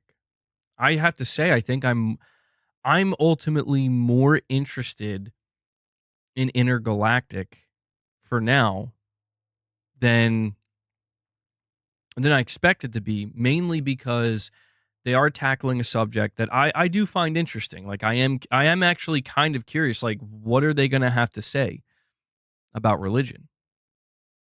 You know? Who are they going to upset this time? You know what I mean? Like I am curious to see what they have to say about it, because here's what I will say about The Last of Us Part 2. I agree with the theme. Like the message. I agree with it wholeheartedly. And that's the greatest irony. That's the greatest irony of The Last of Us Part 2 to me is like I absolutely agree. Like you want it to tell a story of like the cycle of violence. It's endless. Nobody actually wins. Everybody loses. It just creates more pain and suffering. And the only way to stop it is somebody's gotta be big enough, you know, to swallow that pain and say, I'm not gonna strike back. I'm just gonna let it go. Right? I'm finally gonna let it go.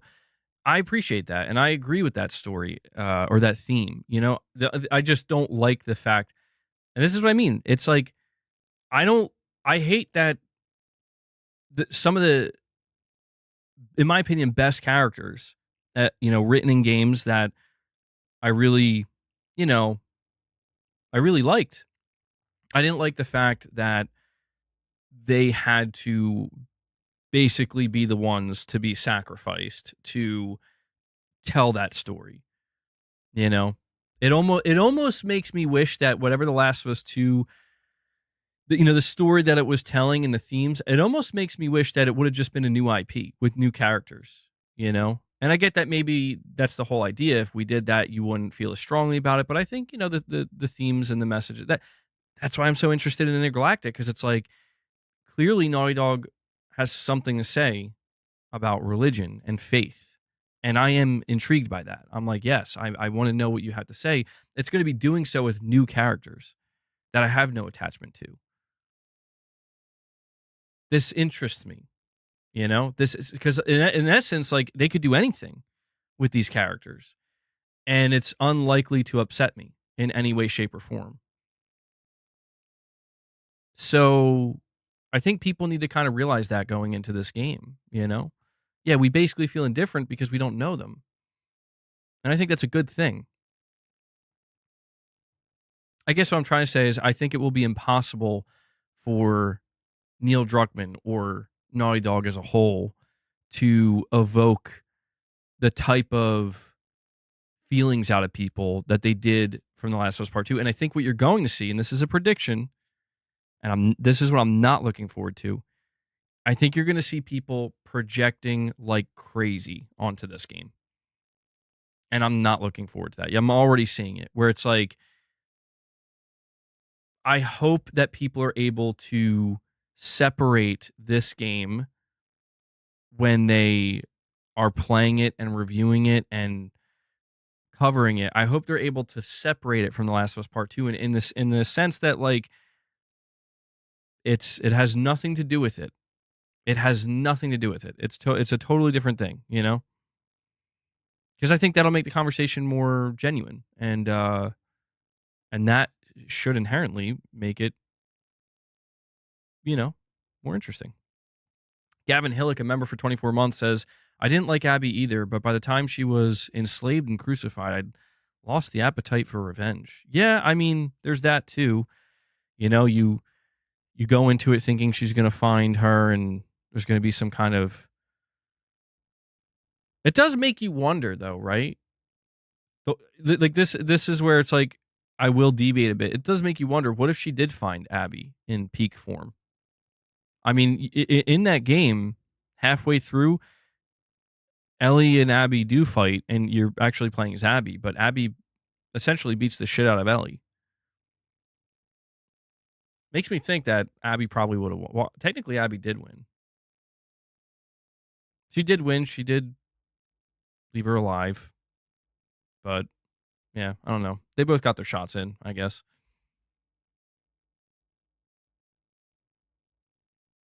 Should have just been over after the first game, bro. All right, well, when it comes to the next game from Naughty Dog, that's not Intergalactic, this new game. Here's what I think, and I think this is something that is worth highlighting. If Intergalactic is being positioned as the next big, like, we have something to say title from Naughty Dog, then the second title, I feel like, should be the opposite of that.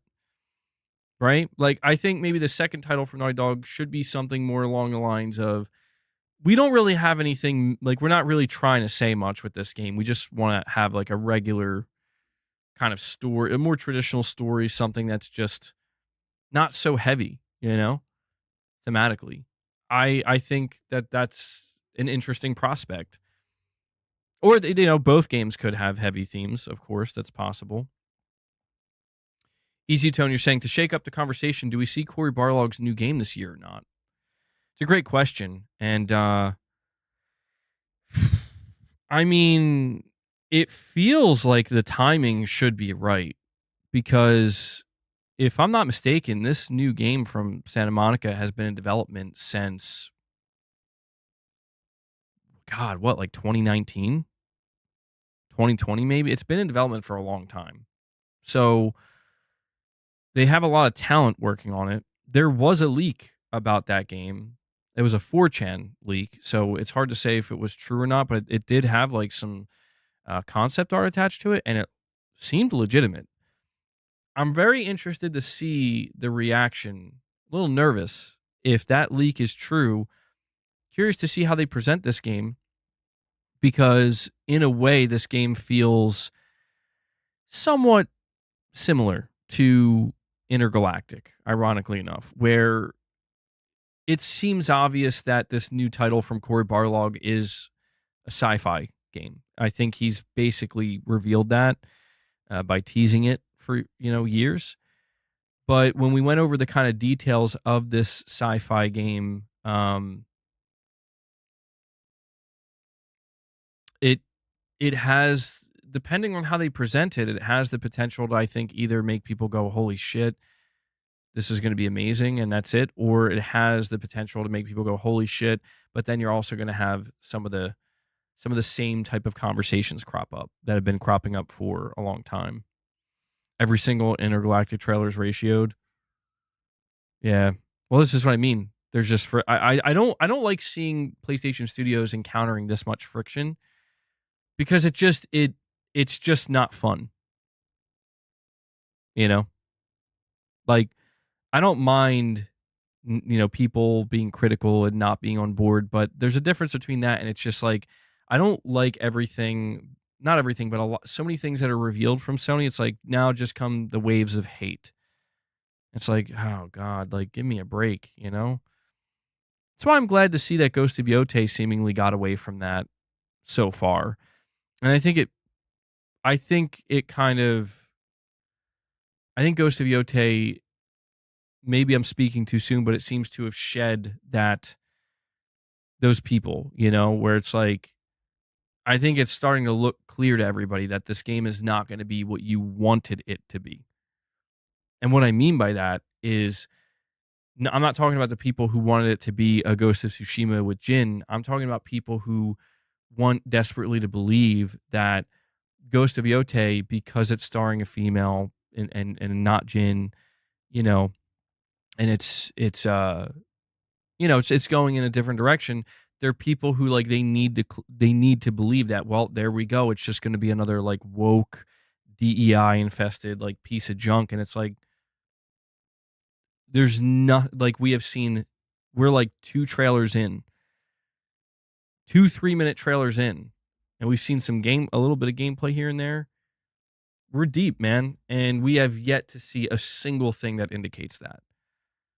And that makes me happy because it's like it should serve as proof that like we don't need to jump to conclusions that just because certain things are changing or they're going into different directions that it's automatically cursed or has this kind of inherent problem that is going to ruin the entire game. Doesn't mean it can't happen. It just means that, the more evidence we see of games where that isn't happening, the more it should calm people down. We should be seeing people who were nervous turn around on it and be like, okay, actually, my fears were maybe a bit unfounded or, they weren't realized. And so actually it's just going to be a good game. Yeah, I do agree with that. You're saying the actress should not throw fuel in the fire. This is where, to bring it back to Intergalactic, there was an interview that just came out where the main character of Intergalactic is like, yeah, Neil Druckmann's boot camping me on how to ignore the haters and the people being racist and sexist. And it's like, even just saying that, that's what you should do. But now you said it and you let everybody know that you see it. You get what I'm saying? Like you're if it's like the goal is to ignore something and not acknowledge it, letting people know that you're going to ignore it and not acknowledge it. And I say this because I've made this mistake myself. The moment you acknowledge not acknowledging it, you just acknowledged it. You know what I mean? It's kind of like a Chinese finger trap in that way.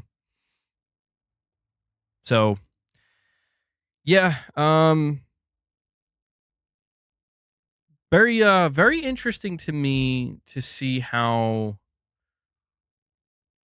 things are just very slanted in weird ways because like you guys remember when Saros was revealed earlier this year? I remember thinking to myself like the reveal of Saros should have shut so many people up. You know what I mean? And you know what I'm talking about. Like the people where it's like you don't actually care about PlayStation. You certainly don't care about PlayStation games. You don't actually care about gaming in general. You're here for the wrong reasons, you know? Seeing the reveal of Saros should have absolutely like really stomped that. And the people and this is what makes me so frustrated. Sorry if I'm like venting a little bit here, but it makes me frustrated that this is really where we are. Yeah, yeah, right. Unico. That's gonna be the next problem. I'm like surprised I didn't see more of that. Where it's like you'll never win.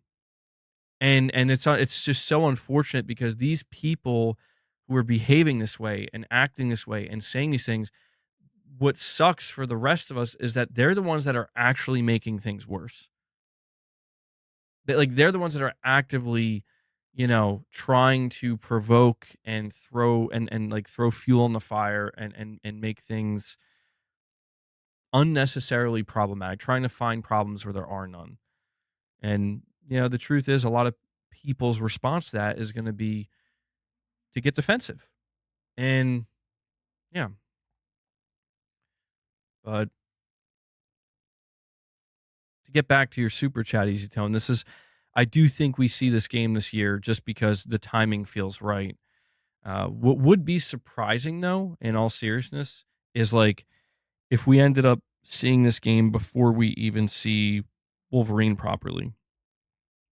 Because Wolverine was announced all the way back in 2021. So for me, it's kind of a toss up. Like, are we going to see Wolverine or are we going to see Corey Barlog's new game? Maybe there's a chance we see both. I mean, that would be kind of shocking. I don't know if I would expect to see both of those in the same show in the same year, but I think it's kind of a toss up between those two. It's a toss up between those two.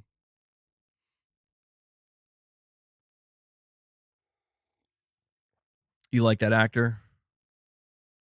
There's people that also like. Yeah, I've seen him in Midnight Mass. He was really good in that.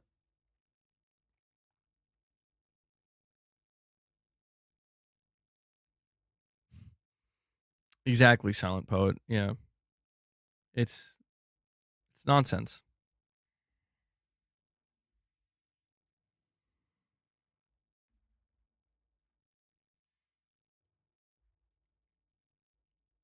Well, all in all, man, I do think that the one really great thing about the conversation around PlayStation and PlayStation Studios is that it it seems like they do have a relatively solid pipeline and roadmap of single player games, like the type of like high quality single player games that I would say most PlayStation players, like, or the core PlayStation players, that the fans that they want to see from PlayStation Studios. It seems like for the remainder of the generation, they have a relatively solid pipeline coming, and I do feel like it starts with Death Stranding. I do. I think that last year, Sony was kind of missing. Not to take anything away from Astrobot, certainly not. But I think last year was a bit of a different year for Sony where they had a lot of strong second and third party exclusives like Stellar Blade and Rise of the Ronin and stuff that kind of helped pad out the year for them. And from their own first party, they had a massive success with an unconventional type of game from them, Helldivers 2. They had massive failure with another unconventional game like Concord, but then they had Astrobot, another relatively unconventional game that you wouldn't necessarily expect from Sony, went on to win Game of the Year. But last year, Sony was kind of missing exactly what we're getting this year. Yeah, Rebirth was huge too for them.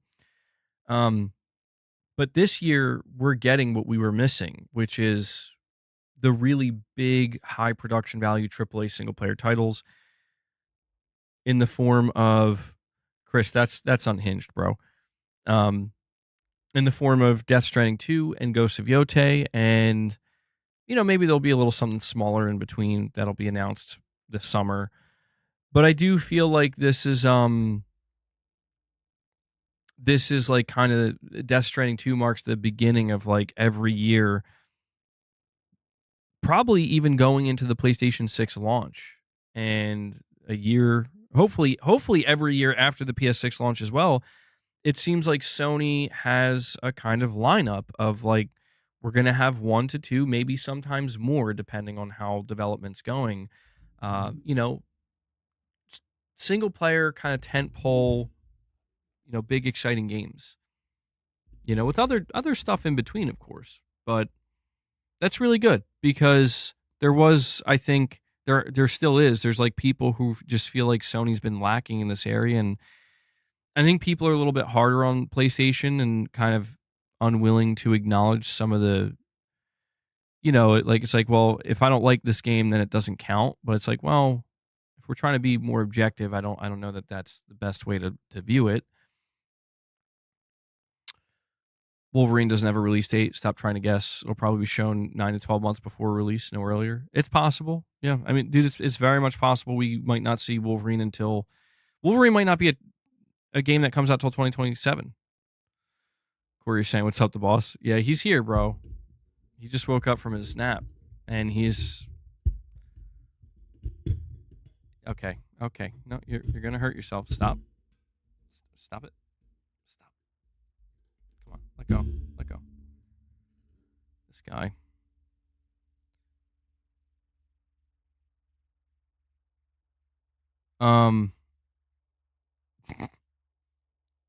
Wes, I don't like that term.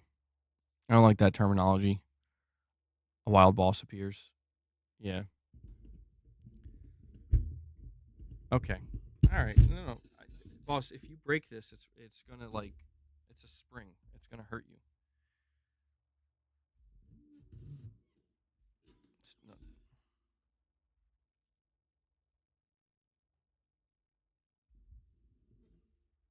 Stop it.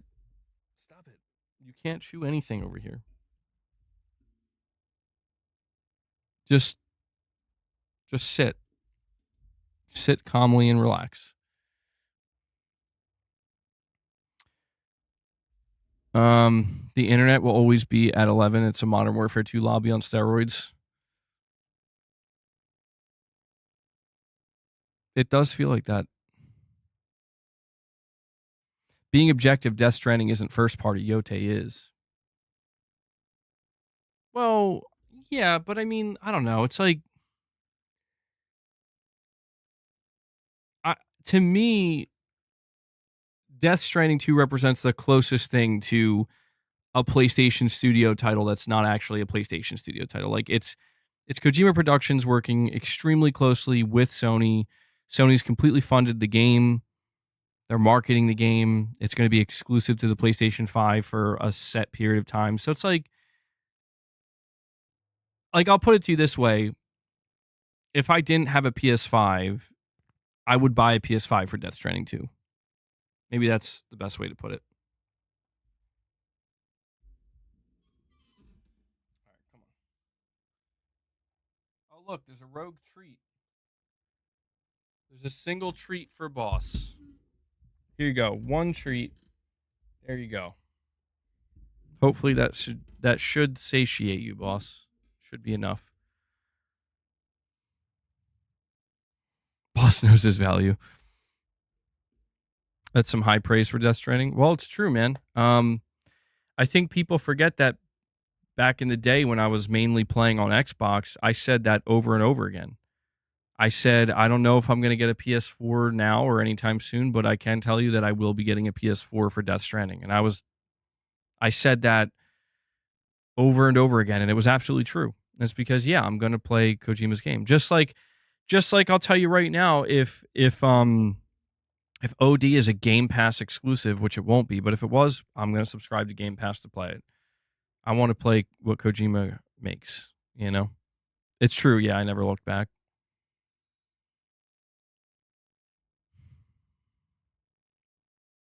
Isn't Death Stranding using the Killzone engine, basically a first-party studio engine from Sony? Yeah. Yeah, that's another thing. It's using the Decima engine, which is Guerrilla Games, their engine. No, boss.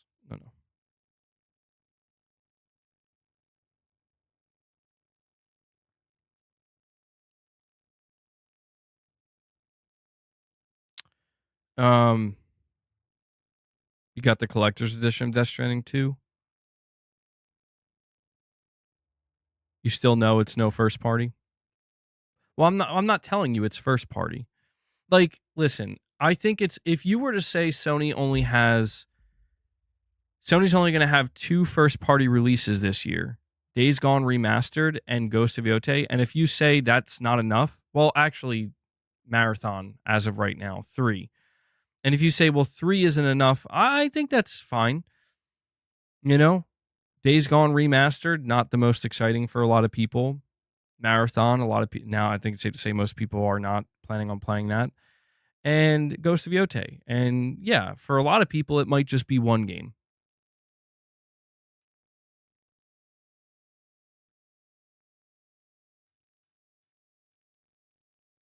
Actually, I never really paid attention to that, Snake 07. So it like ultimately what I'm trying to say is like it is fair if you feel like Sony should have greater output. I think that's fair. But I don't know. I'm the type of person where I guess I just feel like not everything I play needs to be Sony first party. The more the better. Like I want quantity, but I don't want quantity at the expense of quality. So it's like if Sony's like, listen, the best we can do for you is you're going to get every major third party game that you're looking forward to. Okay.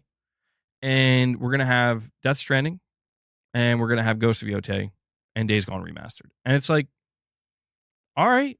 Yeah, I can't if I tried to tell you guys that I was angry that that wasn't enough, I would be lying about that.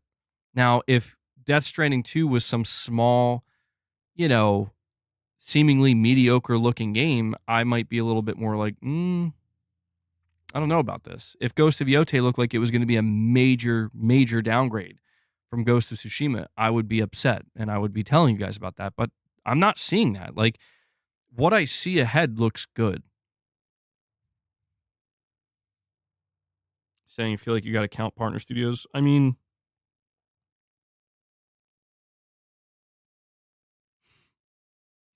Chris, why is that?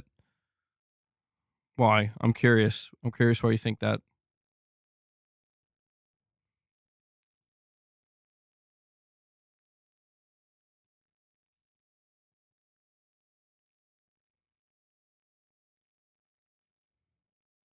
You play well over 100 games a year. There's more than enough games. It's just true. It's not a PlayStation game.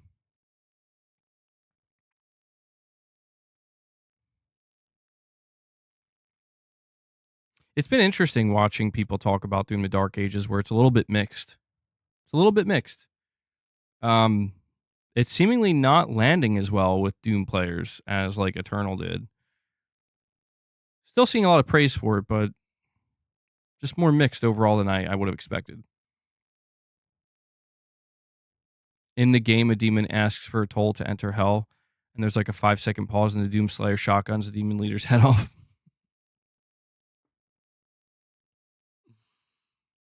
That's awesome.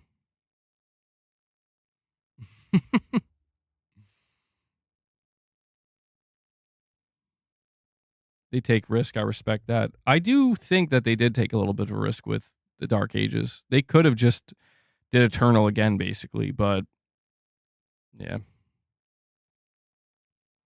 Guy Gravity says Death Stranding 2 is going to be peak, man. I'm so excited. I wish I got in the collector's edition. I think people really miss Mick Gordon. I've seen a lot of people talking about that. They're not feeling too good about the soundtrack.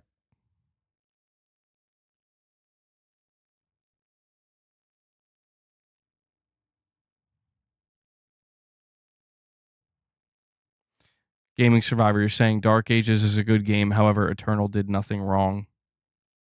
That's what makes it peak.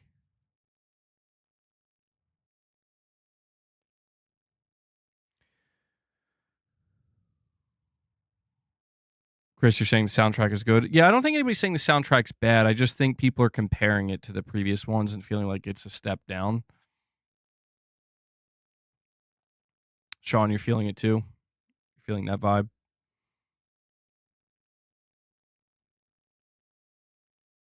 Well, I wonder what they're going to do next. I wonder if they're going to keep doing Doom or if they're going to do something different. What people loved was his groove metal, but that style wouldn't have fitted well with this game. The last update we heard on Resident Evil 9 is that it's apparently 100% getting revealed this year. That's the last update we got from like an insider. What is this?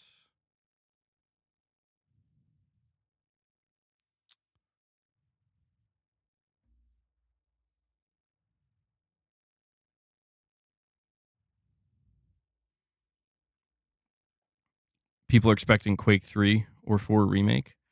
The rumor is a Quake reboot. Oh, that'd be interesting. I wonder if they'll. Yeah, I wonder if that. I mean, that kind of makes sense because I'm not really sure what else they could do with Doom at this point. What is going on here, man?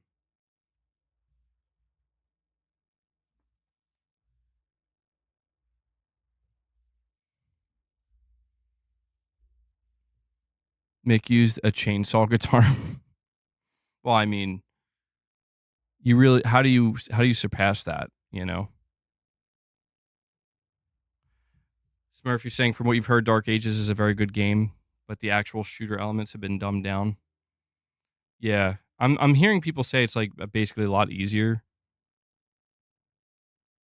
What are my expectations of the new Mafia game? What do I think? I think it looks good. I don't have like really high expectations. I never really played the other Mafia games, but it does look good, and I could. It seems like it's going to be a smaller game, somewhat like a smaller, shorter game. Hold on one second, guys.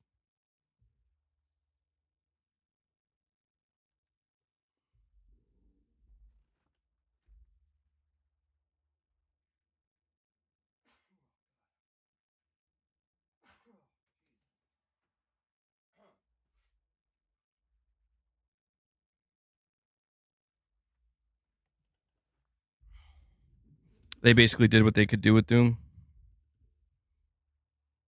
They've maxed it out.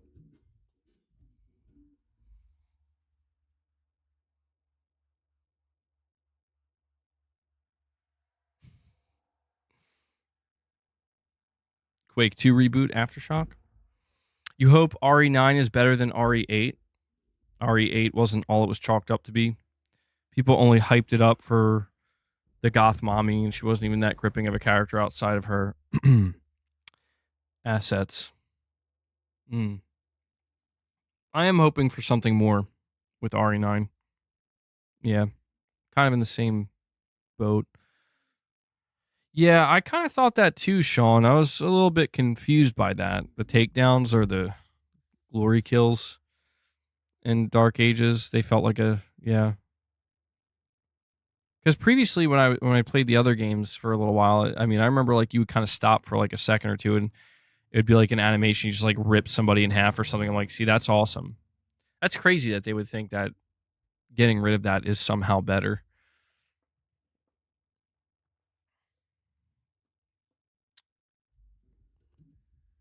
Yeah, Resident Evil 8's VR was really good. To me, Resident Evil 4 VR is like kind of peaked though. Still can't believe they put the entirety of that game in VR, like with pretty much no compromises. To me, that was like kind of the craziest part when I played it. I was expecting like some major compromises, and there just wasn't any.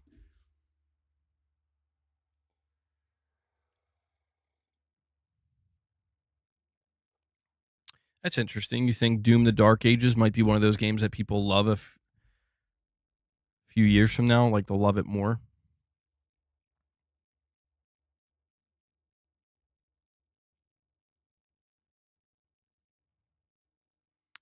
Boss is about to Doom take down MBG over snacks. He looks tired. He either looks tired or he looks like he just kind of looks like, come on, man. Like I'm just I don't have the energy for this today. PlayStation Pete with a $2 super chat says, "Holy shit, MBG, I got the platinum for Call of Duty Black Ops 6." Now I got to ask you, PlayStation Pete, when you say platinum, I mean, did you actually get the platinum? Because you can only get the platinum for Black Ops 6 with the PS4 version. If you play the PS5 version, there is no platinum. So I'm assuming you played the PS4 version. And I wish I would have done that. Truthfully. Because like I can't stand what they did with the Call of Duty games where they're like, each game is like now considered an add-on DLC on PS5 and it does not give you a platinum. You can't get a platinum. It's so dumb. PlayStation Pete with a follow-up super chat says, for PS4 cross-gen edition. Well, that's the way to do it.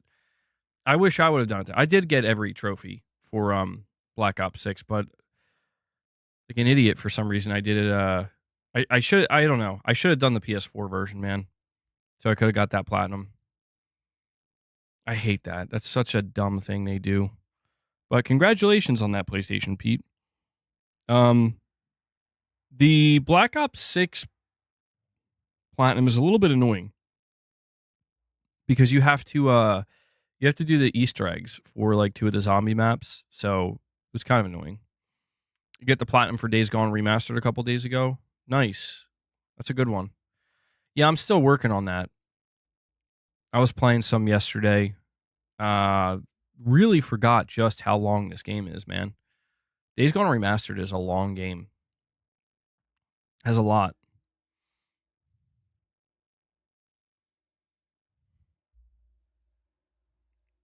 Hold on, my YouTube studio crashed again. Why does it keep doing that?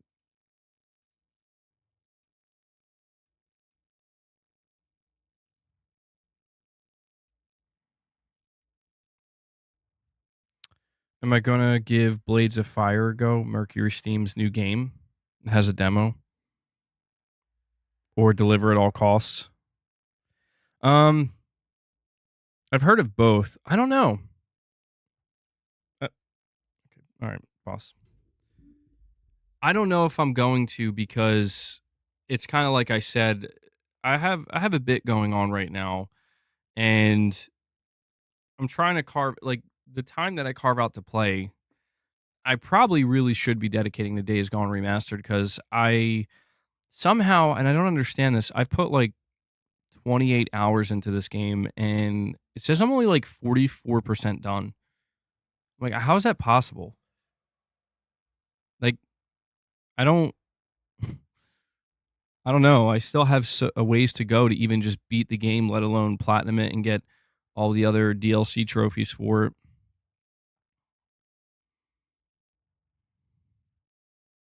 I think there's a demo for that one game though, right?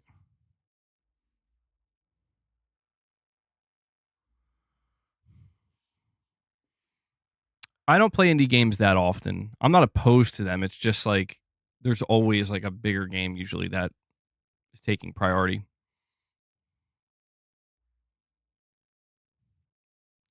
Days Gone is a 60-hour game. Thinking back on it, I do remember I put like probably 103 hours or something into Days Gone. Yeah. It was a long game, man. Like much longer than I anticipated. You will snuggle. Yeah, basically. Boss is like, you have no choice. I know, boss. I know. Took you 70 plus. The only indie games you play are Indiana Jones games.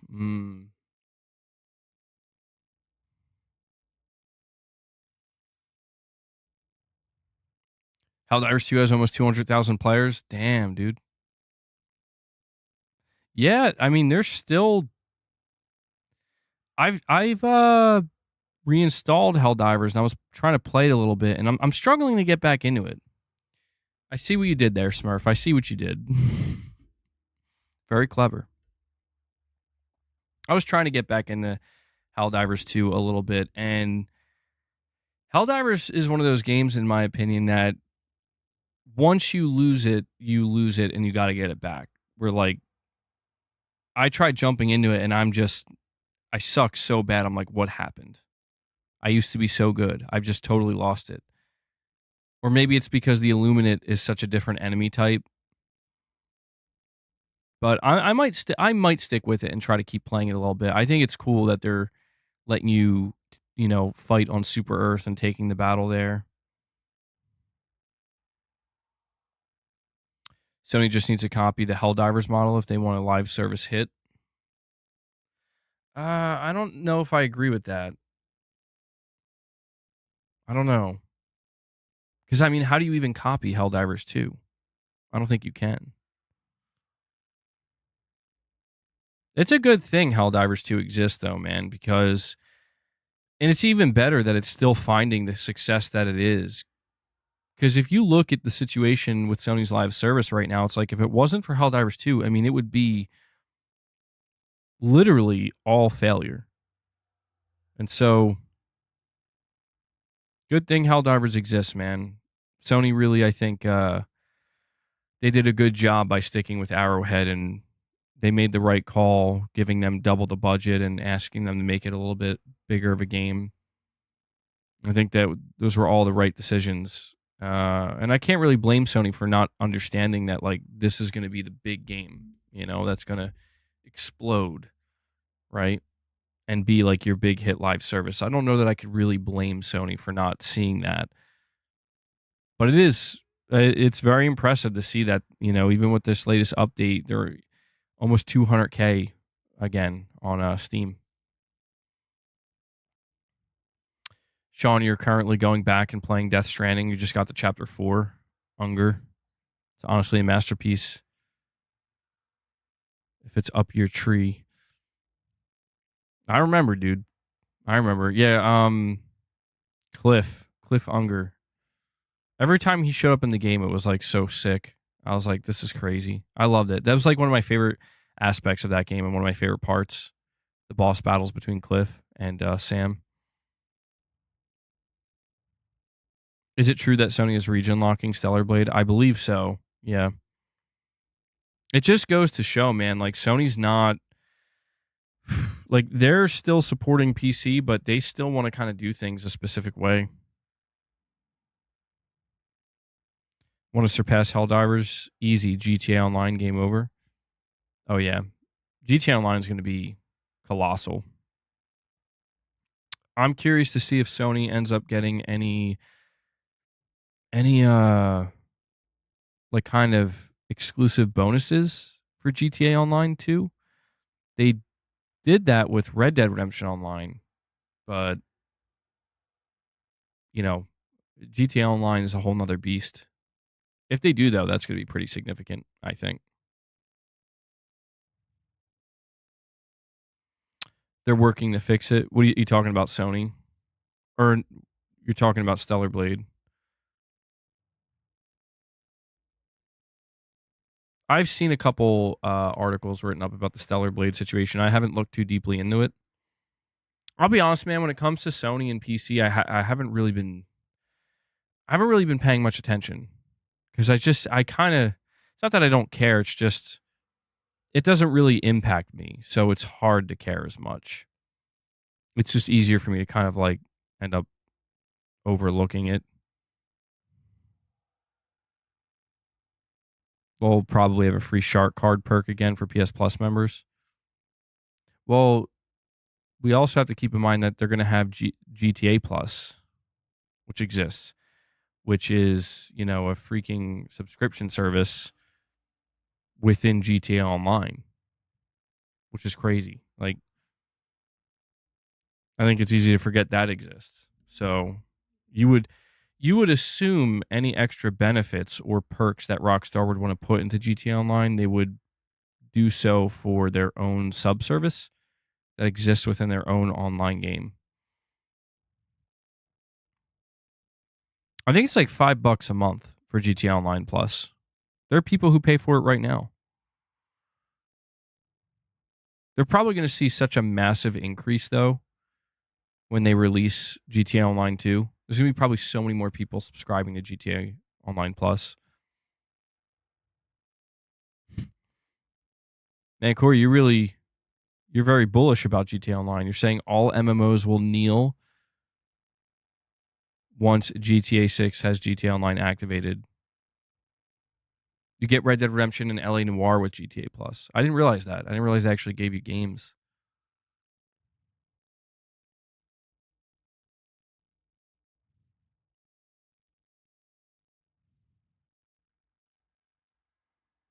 I saw that. Yeah. Apparently it was confirmed that GTA 6 is like, it costs over $1 billion to make. It's the most expensive video game ever made, like by far.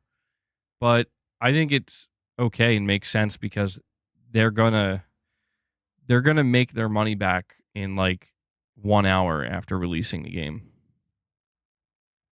Actually, they're probably gonna make their money back as soon as they open pre-orders. Truthfully, they're probably gonna make that money back just through pre-orders alone. And then once the game actually releases, it's just gonna be pure profit. That's crazy, man.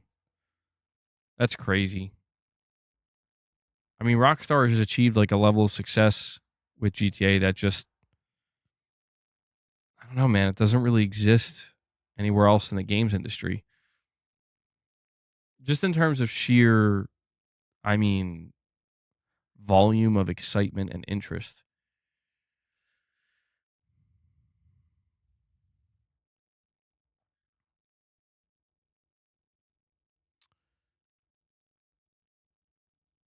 Would it be crazy to think that GTA Online, all they do is drop a major update that allows us to be on both GTA 5's map and GTA 6's map? I don't know. I don't know how they're going to handle that. I mean, my assumption is that when GTA Online 2 activates, it's basically just going to be the entirety of the GTA 6 map. And then, like, maybe down the line, like a year or two later, maybe it'll take longer than that, but like maybe a couple years later, they're going to be like, I don't know, maybe they could do something crazy and be like, here's Liberty City. You know? If they were to bring GTA 5's map over, they would have to remake it basically and make it. They would have to change a lot of things about it to get it up to par with, to kind of match GTA 6's map. The Vice City Gators will become imperiled.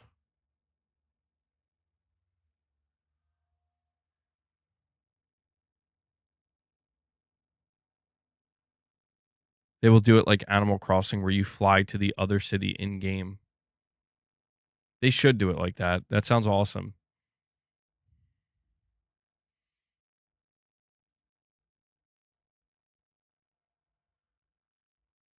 You did hear that they have a story expansion team this time around? Where did you hear that? My assumption is that GTA 6 is not going to have any single player DLC. Like, I think they'll have story content, but that story content will exist in GTA Online. So maybe you're right about that.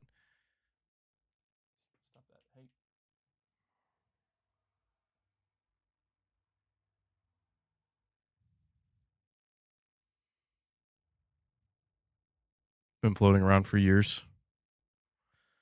I could see GTA 6 getting delayed again. Yeah, I mean, I'm anticipating the May 26th release next year, but I am prepared for it to get delayed again. I'm fully prepared for GTA 6 to be a late 2026 game at this point. They should connect all the maps with the Midwest being the Red Dead maps. Yeah, basically let's just put time traveling into the game. I mean, hell, why not?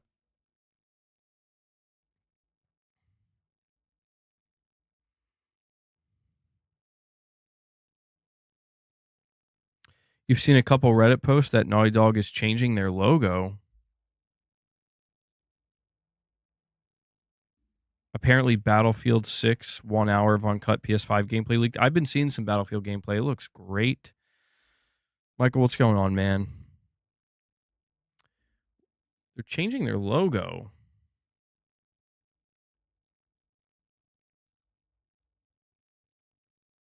Naughty Dog has updated their logo. Oh, it doesn't look that different.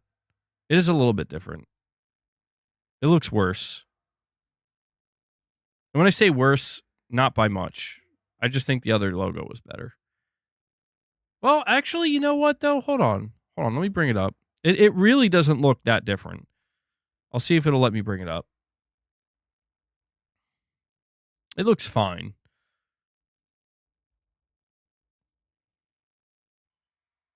Where is it? Not gonna.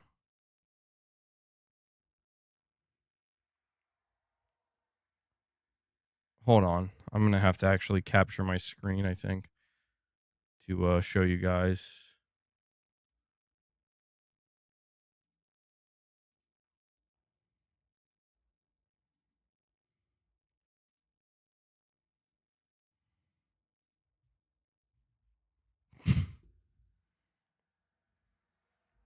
Okay, it's not showing the whole thing. That's basically it. It looks fine. I mean, not a it's not a huge difference. Rather than it just being one long logo like it used to be, just one Naughty Dog and then the footprint or the paw print looks the same to me. Basically, they put the dog under the Naughty. They made the dog bigger, and then they just put the paw logo next to it. Oh, wait, did they add claws to it? Oh, wait, hold on, I didn't even notice that. Is that new? Let me check.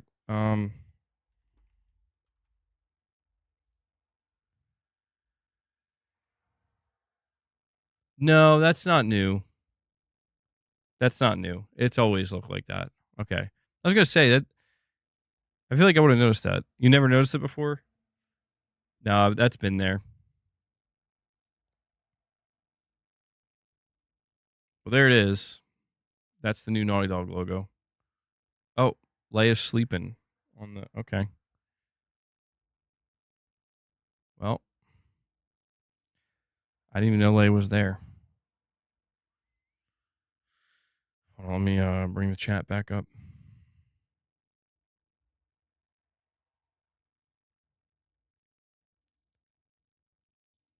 I mean, yeah, I don't even know that it's really worth. Naughty Dog seems to be updating its logo.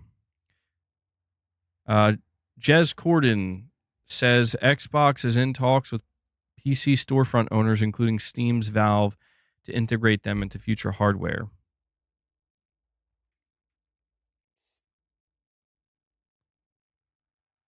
So the next Xbox is a PC.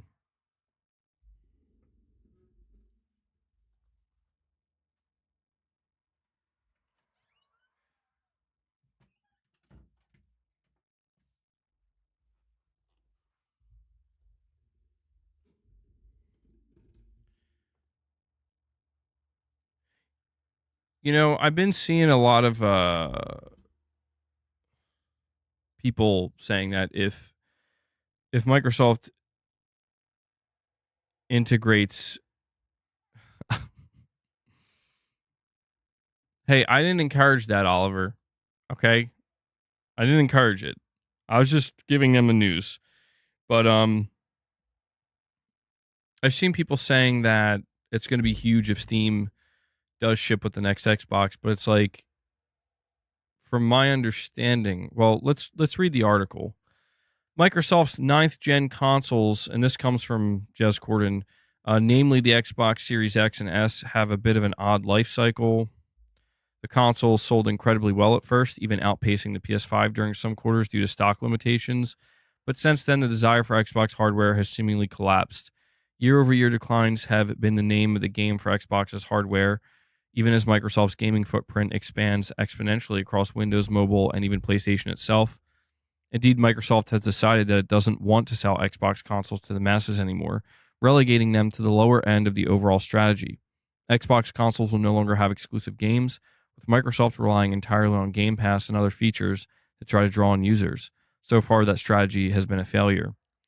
Microsoft is pushing forward in earnest, though, with 10th gen consoles already costed up and in development as we speak. In my previous reporting, I'm expecting the Series X high-end successor and something more akin to a Nintendo Switch handheld style, with the ability to take at least some of your Xbox games on the go. There are many other rumors and unanswered questions, though, as we head towards our reported expected launch window of 2027. A few years ago now, Xbox lead Phil Spencer teased that he'd like to see the Epic Games Store and other PC storefronts on Xbox consoles. Since then, waves of speculation have poured in about exactly how that might look. For my part, I can say that Xbox has been in talks with PC storefront owners, including Steam's about what exactly uh, about what exactly that might look like. There have been other rumors that full integration and is even in testing, although I take that with a pinch of salt for now. Either way, Microsoft leaked its own concept art showing a Steam filter on the Xbox app for PC a short while ago before taking the concept art down, and now before millions had already seen it, not before millions had already seen it, and it begun speculating about exactly what that might mean. Indeed, there's a huge range of unanswered questions about what that might entail. The next Xbox is expected to play more nicely with PC versions of games, either via emulation layers or via native support. But seriously, what's in it for Microsoft here?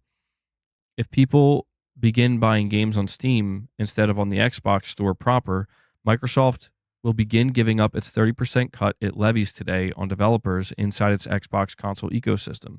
If I'm a developer and I can target Xbox via Steam without having to engage with Microsoft's notoriously strict authentication processes, why would I even bother making an Xbox store listing? How can Microsoft ensure developers maintain support for Xbox in that universe? If I'm a traditional Xbox customer with thousands of digital games locked to Microsoft's console ecosystem, what if I don't want to start spreading my purchases across different storefronts? And what about the optics? Should Microsoft's native support of Steam be seen as a gradual exiting of the console market? Sorry, I don't know why I couldn't read that. Putting Steam on Xbox could bring a huge amount of incidental benefits. PlayStation games could finally be playable via their Steam versions, for example. Full access to the Steamworks modding platform would be cool too if there aren't technological barriers. On the point of Steam games on Xbox potentially skipping Microsoft certification processes and having read access for things like mods and the like, you have to wonder just how close to PC architecturally the next Xbox might be. And no, the next mainline Xbox console will not be powered by ARM, despite rumors. Microsoft is working with ASUS on a partner handheld project called Project Keenan, and is going to be a full-blown Windows 11 system at the end of the day, complete with the same pitfalls as the Asus ROG Ally and Lenovo Legion Go. The console experience is expected to be a very different beast than PC. Console users don't want to have to mess around with Windows menus, drivers, config files, and whatever else that PC gaming occasionally entails. For World of Warcraft, I'm running CurseForge and Weak Aura's add-on updates platform, for example, as well as using RaidBot sims to figure out what gear is best. PC games just often take advantage of the presence of mouse and keyboard as well as a full fat Windows to deliver their features.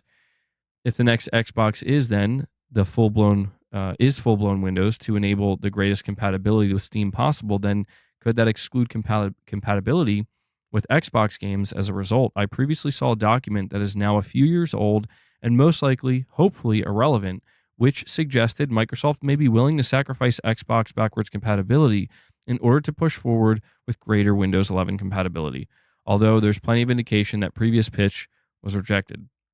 For example, Microsoft has been hiring to beef up its forwards compatibility tech for Xbox consoles only recently. On paper, it sounds like a good thing, but if you extrapolate a little further, it could be that they haven't solved full compatibility with previous Xbox games on the new systems out of the gate. All right, this article goes on a little bit longer, but yeah, I think it's obvious what they're trying to do. They're converting Xbox to Windows. It's just gonna be a Windows PC. I mean, there's a chance they could still try to do an in between here, but Jez Corden saying that a couple of years ago he saw a document that claimed they're willing to sacrifice Xbox backwards compatibility in order to push Windows further. Listen, I just want you to know, like, this is why I feel like Xbox players have truly lost. And when I say lost, I mean actually lost. And I'm not talking about Xbox players who are Game Pass subscribers. I'm talking about the small percentage of Xbox players that actually decided to buy their games. I say this because, like, bro, this is fucking nuts. I could not imagine, and I'm being serious when I say this, like, I could not imagine sitting here reading articles from, like a place like Windows Central or whatever, or like if there's a place that like covered PlayStation like this with insider knowledge saying that like Sony, like there's a possibility they may end up that you as a PlayStation player might have to worry about losing your library of games or like just the fact that that's even a conversation is nuts in my opinion. And so I feel like that sucks if you are that Xbox player where like, you have a Microsoft account and you bought the Xbox and you bought all these games. I mean, it doesn't seem like Microsoft would be able to just like, it's not that they would take it away from you, but it's just, that's crazy, man. That's crazy. Considering we're in the digital era now, like it just seems like, it seems weird. Not a chance that's happening. I doubt it too. I mean, I don't see a reality in which Microsoft comes out and says, here's the next gen Xbox. And by the way, your games won't carry forward. I mean, I think they'll probably find some kind of workaround. You think they'll emulate it? That would be interesting. I mean, it's just weird. It's weird. That's all. It's a weird situation.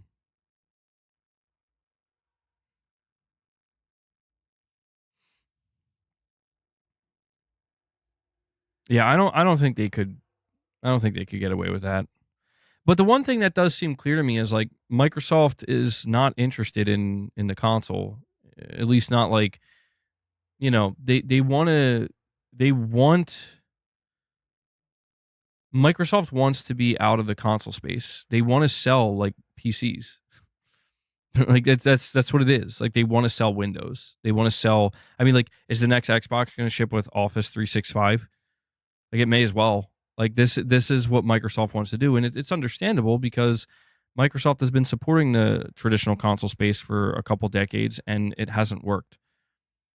So the idea that they kind of want to convert what they have into something, something else completely that actually is working for them, it makes sense. I guess I'm just saying there's likely to be some kind of trade-off here. If they're going to get Valve or a Steam integration with the next Xbox, if this is what they're going to do, I think there's going to have to be some kind of trade-off. Something,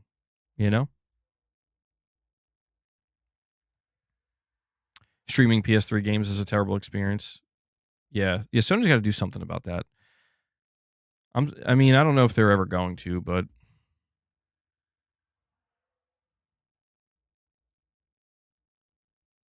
well, we'll see what happens with this. I've been seeing multiple rumors pop up about the next Xbox. There was a really fleshed out rumor. Let me see.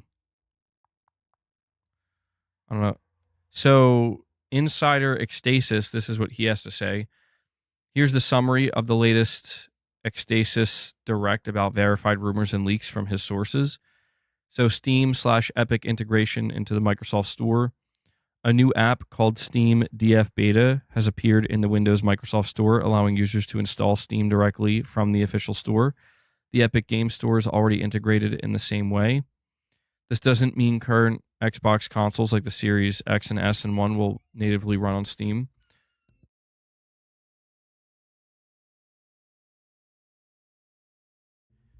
And future Windows-based Xboxes will offer an easier download/install experience. Future console-like shell on Windows, Microsoft is developing a compatibility layer or shell, that's what it's being called, to give Windows a console-like interface, similar to Steam's big picture mode, suitable for both PC and next-gen Xbox systems. See, this is exactly what I said. This is what Ecstasis, his sources are claiming that this is what Microsoft's doing. This is exactly what I said. Am I saying his name wrong? That's how I've been saying it. But Yeah, apparently they want to make a shell. They're gonna deliver a piece of hardware that runs Windows that's just configured differently.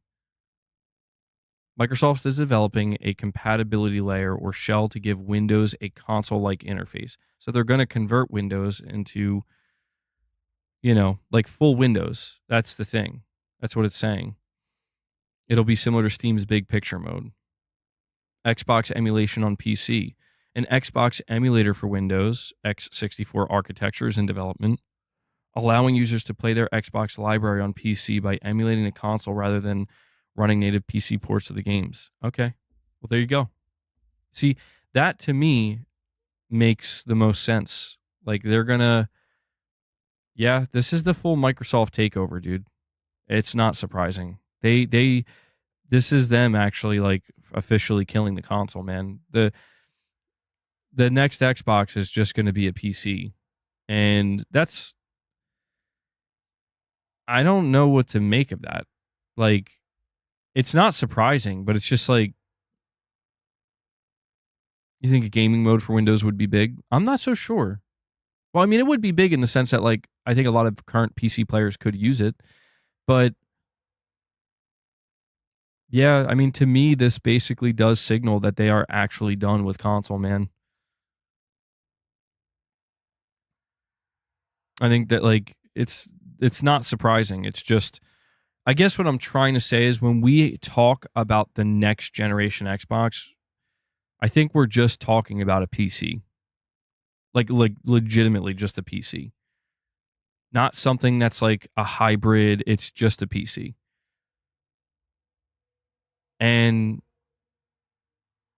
I mean, there's nothing wrong with that, but it's, I guess at that point it's just there's going to be almost no, I mean, really almost no reason to even consider that as an option.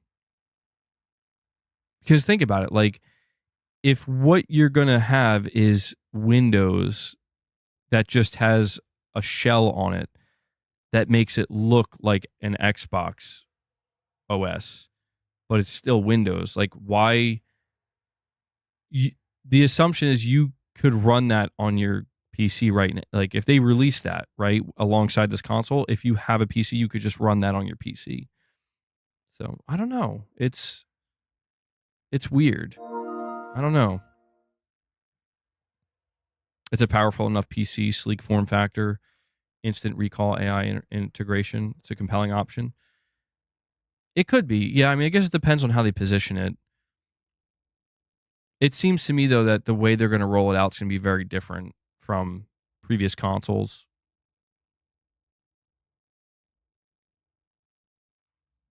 Zenzo76, you're saying indie dismissed during summer showcases, but game of the year right now are two indie games. AAA is really struggling in general right now. I wish bigger studios would take more risks. Yeah, man. I mean, this is like a golden age for indie, like AA studios, it seems, Zenzo. It's huge, MBG. A built-in gaming UI does not currently exist for Windows. It really? No, I mean, I guess that's not surprising. I don't not too caught up with that. The question is, will it be a closed system and will it play PC version or console version? So, to me, this is probably the most important part and answers your question. It says an Xbox emulator for Windows is in development, allowing users to play their Xbox library on PC by emulating the console rather than native PC ports. That tells me that everything going forward, on this new Xbox hardware, this Xbox PC hardware, it's PC versions of games. It's not console. Like, in other words, there will no longer be an Xbox console to develop for. There's not going to be Xbox console versions of games. You're just getting the PC version that will be on the Microsoft Store, the Epic Games Store, and Steam. That to me, that I would say is probably the more significant thing here. Yeah, it is. It's a PC. And yeah, it's true that this new gaming configuration of Windows could be big. It could be. But it's just interesting to me that, like, the biggest change that we're going to see with this rollout compared to previous generations, like to the Xbox console that we've gotten with the Series and the One and the 360, is that this is going to be the first time they're like, this thing that we're putting out already exists right now. Like, everything we're going to offer you, you might have access to right now. And that's interesting in the sense that, like, that's very different. That's not, it makes sense though for Microsoft. Like, everything I'm reading here actually makes perfect sense because they're basically, they're focused on game publishing more than anything. This makes sense. It says saves and achievements will remain separate between Steam, Microsoft Store, and Xbox and will not sync automatically. Okay, so there still will be that layer of separation. Backwards compatibility and pass-through titles. There are no plans to add new backwards compatible games beyond what's already available, but the emulator work will let the entire Xbox library run on PC. The evolution of Game Pass, including PC Game Pass and Ultimate, will remain a strategic cornerstone and will not be discontinued. New tiers are coming: cloud only, ad supported, PC only, Ultimate, etc. A price restructuring is imminent, likely raising prices, especially for the PC tier.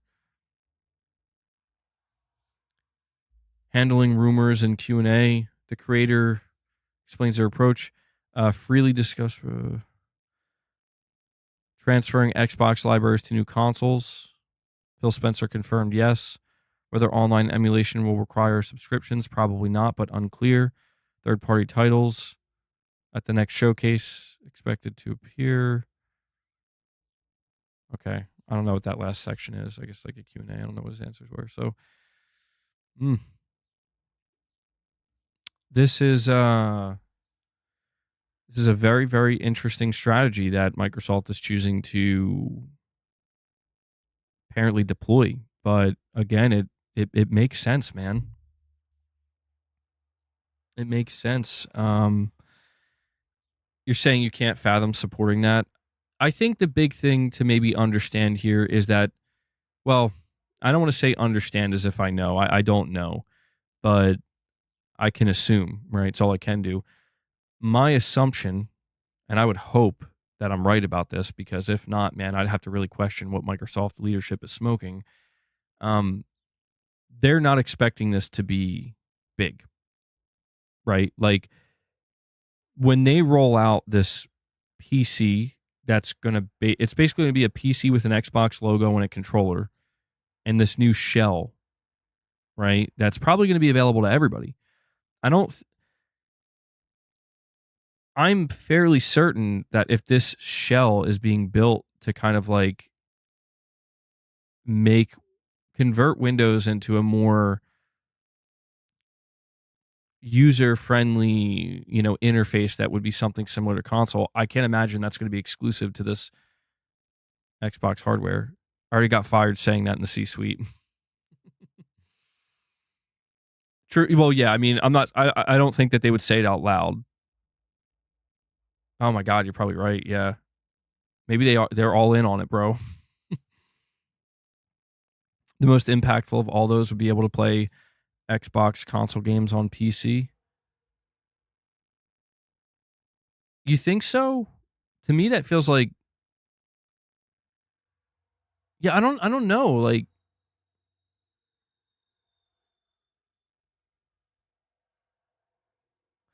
I feel like Microsoft they're basically just saying F it and just trying to just see what happens. Because what I was going to say is, like, the big thing about this that I think is going to be not problematic, because if I were to say it's problematic, it implies that they're expecting to do big things with this. It's just, there's really there's no need for anything that they're about to try to sell you. But that's the thing, is like, Microsoft, I think, made it clear that they're not in the business of trying to sell you hardware anymore. And that's, I think, very important to understand when we look at this. Microsoft probably just sees this as like, can we just convert how many current Xbox users can we convert to Windows users? I think that's basically what this is. But kind of trick them. Not trick them, but like, cater to them. Where like you have 35 million people right now that have a Series X or a Series S. You roll out this new Xbox hardware, Xbox PC, whatever they're going to call it, and everything they describe, it's like, yeah, this is a PC, and you'll be doing PC gaming on it.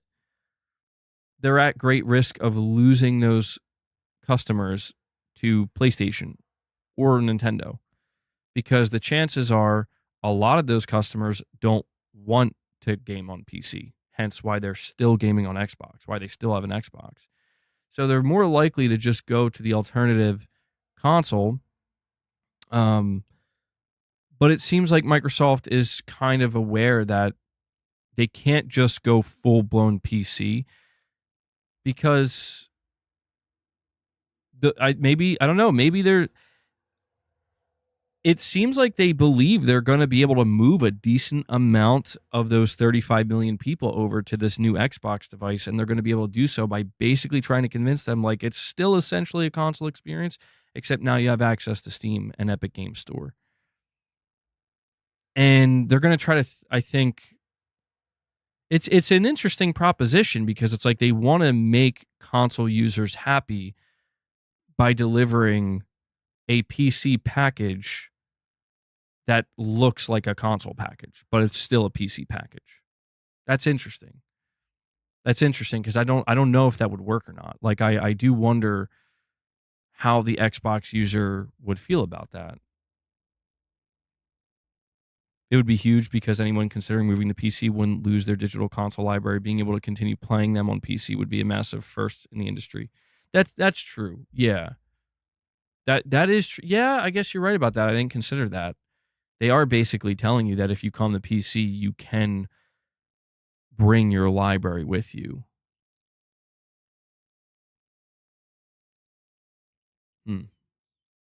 Yeah, it's different, man. I mean, this is why I think people, the people who are calling Microsoft Sega, it's like, no, you can't call them Sega because like they're doing something like this.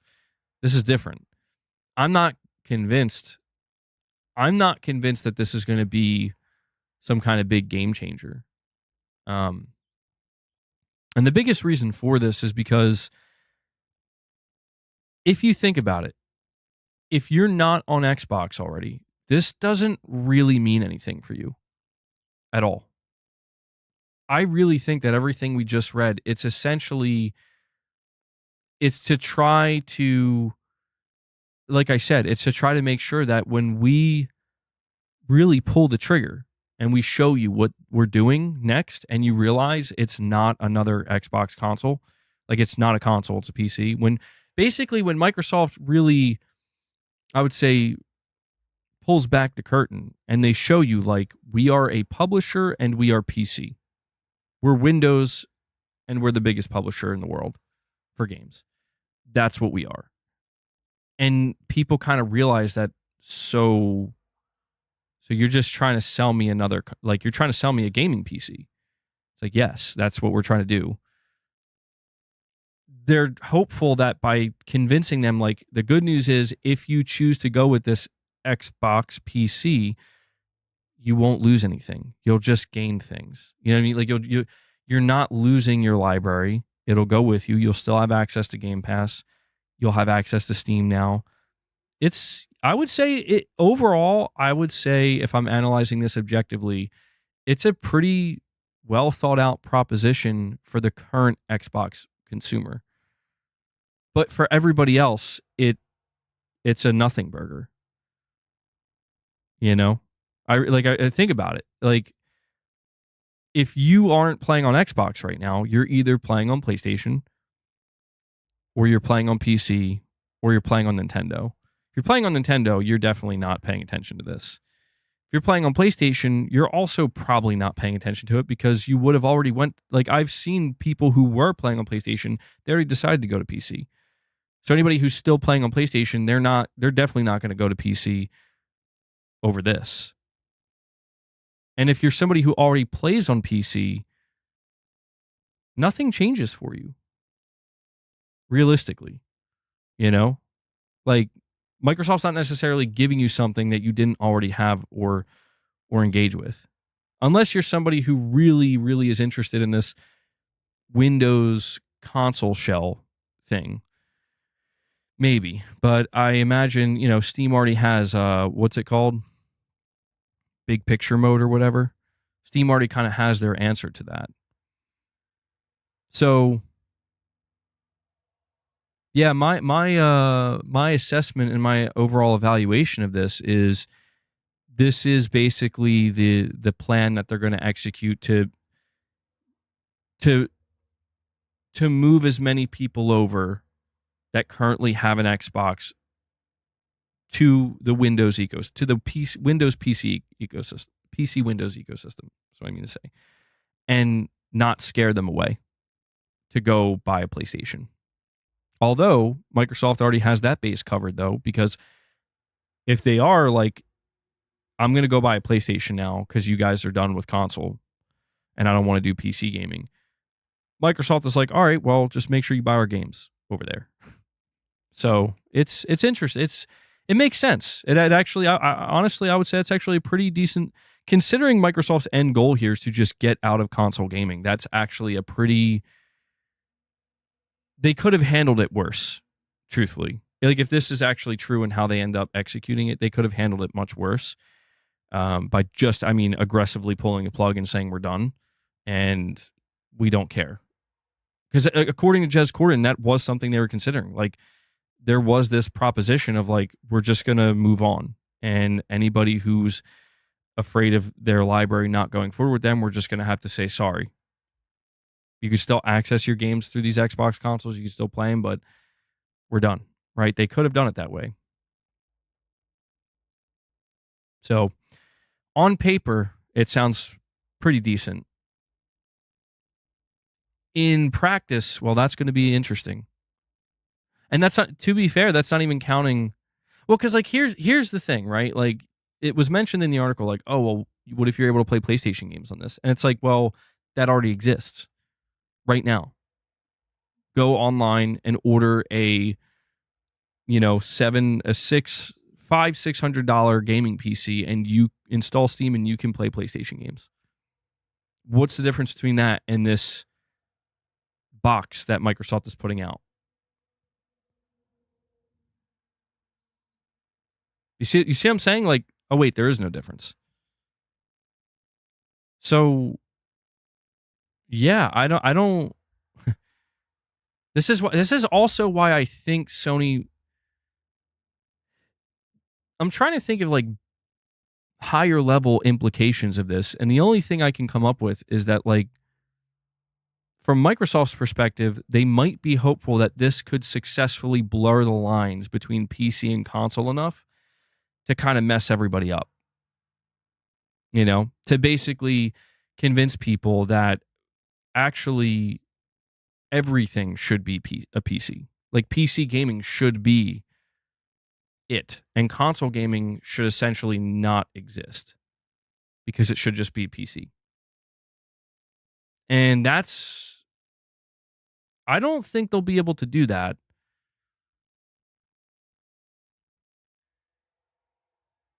Not as long as Microsoft and Sony are still selling so many units of hardware. I don't know. Very interesting times, man. I would have definitely not expected that this is how it would go. I'm sure we're going to get a lot more in terms of rumors and different pieces and bits of information regarding this as we get closer to it. It's totally an exit strategy. Game Pass will still exist for the console, but not for the PC Xbox. Well, see, that's what's interesting is PC Game Pass is still going to exist. And the rumor from this individual explicitly claims that the PC version of Game Pass is the one that's going to see the biggest price hike. And yeah, I don't know what that means for the console version of Game Pass. I mean, yeah, I guess it could Yeah, I mean, maybe some people will just stick with Xbox Series consoles. And Silent Spartan comes in out of nowhere, bro, and drops 5 membership gifts for you guys. Silent Spartan, dude, thank you so much for that. It's been a while. It's been a while, bro. I really appreciate that support. He brings us up to 10 members on the day. Thank you. Appreciate it. And yeah, we still have a chance. I'll leave it to you guys. Silent Spartan, Corey dropped 5 earlier. Silent Spartan dropped another 5, bringing us up to 10. You know, we're 15 away. It's not a small amount. It's not a trivial amount. But, you know, we'll see if we can do it. And Silent Spartan does it himself, dude. Wow. Silent Spartan's like, oh, bro, I'm kidding. I'm not just going to give you 5 memberships. We're dropping 20.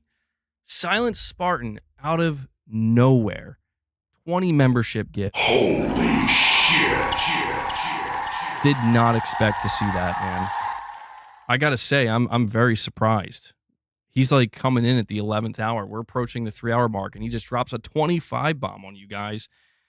And he just like that, he brought us up to 30 members on the day, crushing the goal. We got to get Boss in here. Where is he? Boss, where you at? I'm sure he's still here. Yeah, thank you so much for that, man. I really, really appreciate that. It was slow going today, but you just killed it. Killed it. So big shout out to Silent Spartan. You know, hold on, let's check real quick. Let's see if Leia will eat some treats. Could this be a first? Did Leia ever eat treats on stream?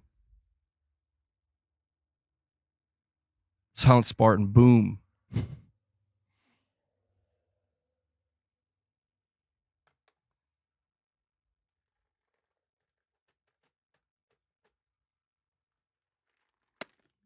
Let's observe. She did before. She has? I don't remember. Oh, she is. See, she likes treats, but she's like the type of cat where if I just drop some treats in front of her, she'll eat them. But if I'm like the other room and I shake the container and I'm like, come get your treats, she's like, no, I'm good. Hanzo, you want to start taking bets on who's going to get a membership?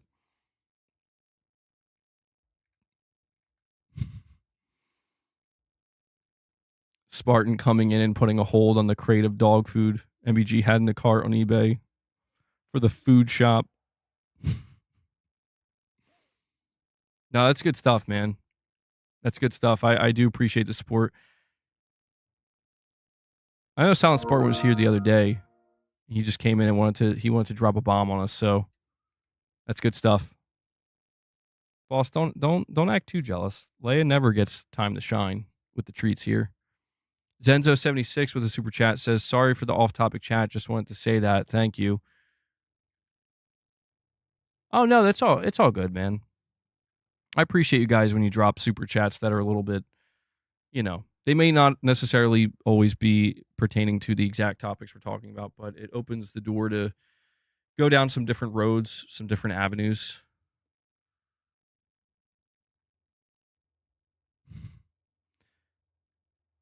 Hopefully not, Jenna.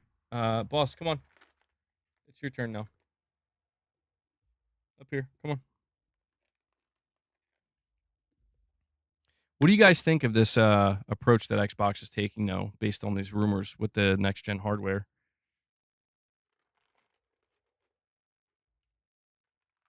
All right, I guess Boss and Leia are going to...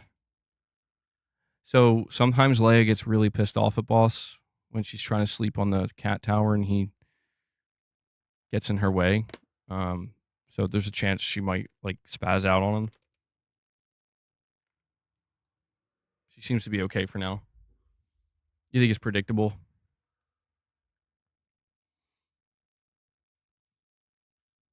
PlayStation Essential craps on Game Pass. I'm happy. I've been a happy customer for 4 years now. That's an interesting. I got to say that is definitely an unpopular take. You're specifically saying PlayStation Essential. Wow. That's a take, bro. That's a take. I don't know if I'd agree necessarily, but um, Ray, you're saying you think people are underestimating how bad this will be for PC. They'll lose PC Game Pass prices, and then Microsoft will milk PC prices for games. But yeah, the price of PC Game Pass going up, I think, is probably going to be the biggest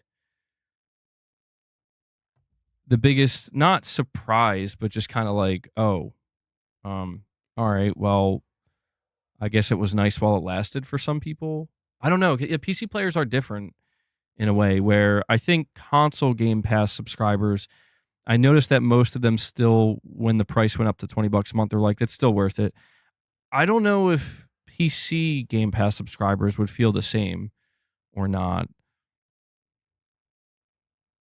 If they nail the user interface, it could be a revolutionary idea. The true all-in-one console.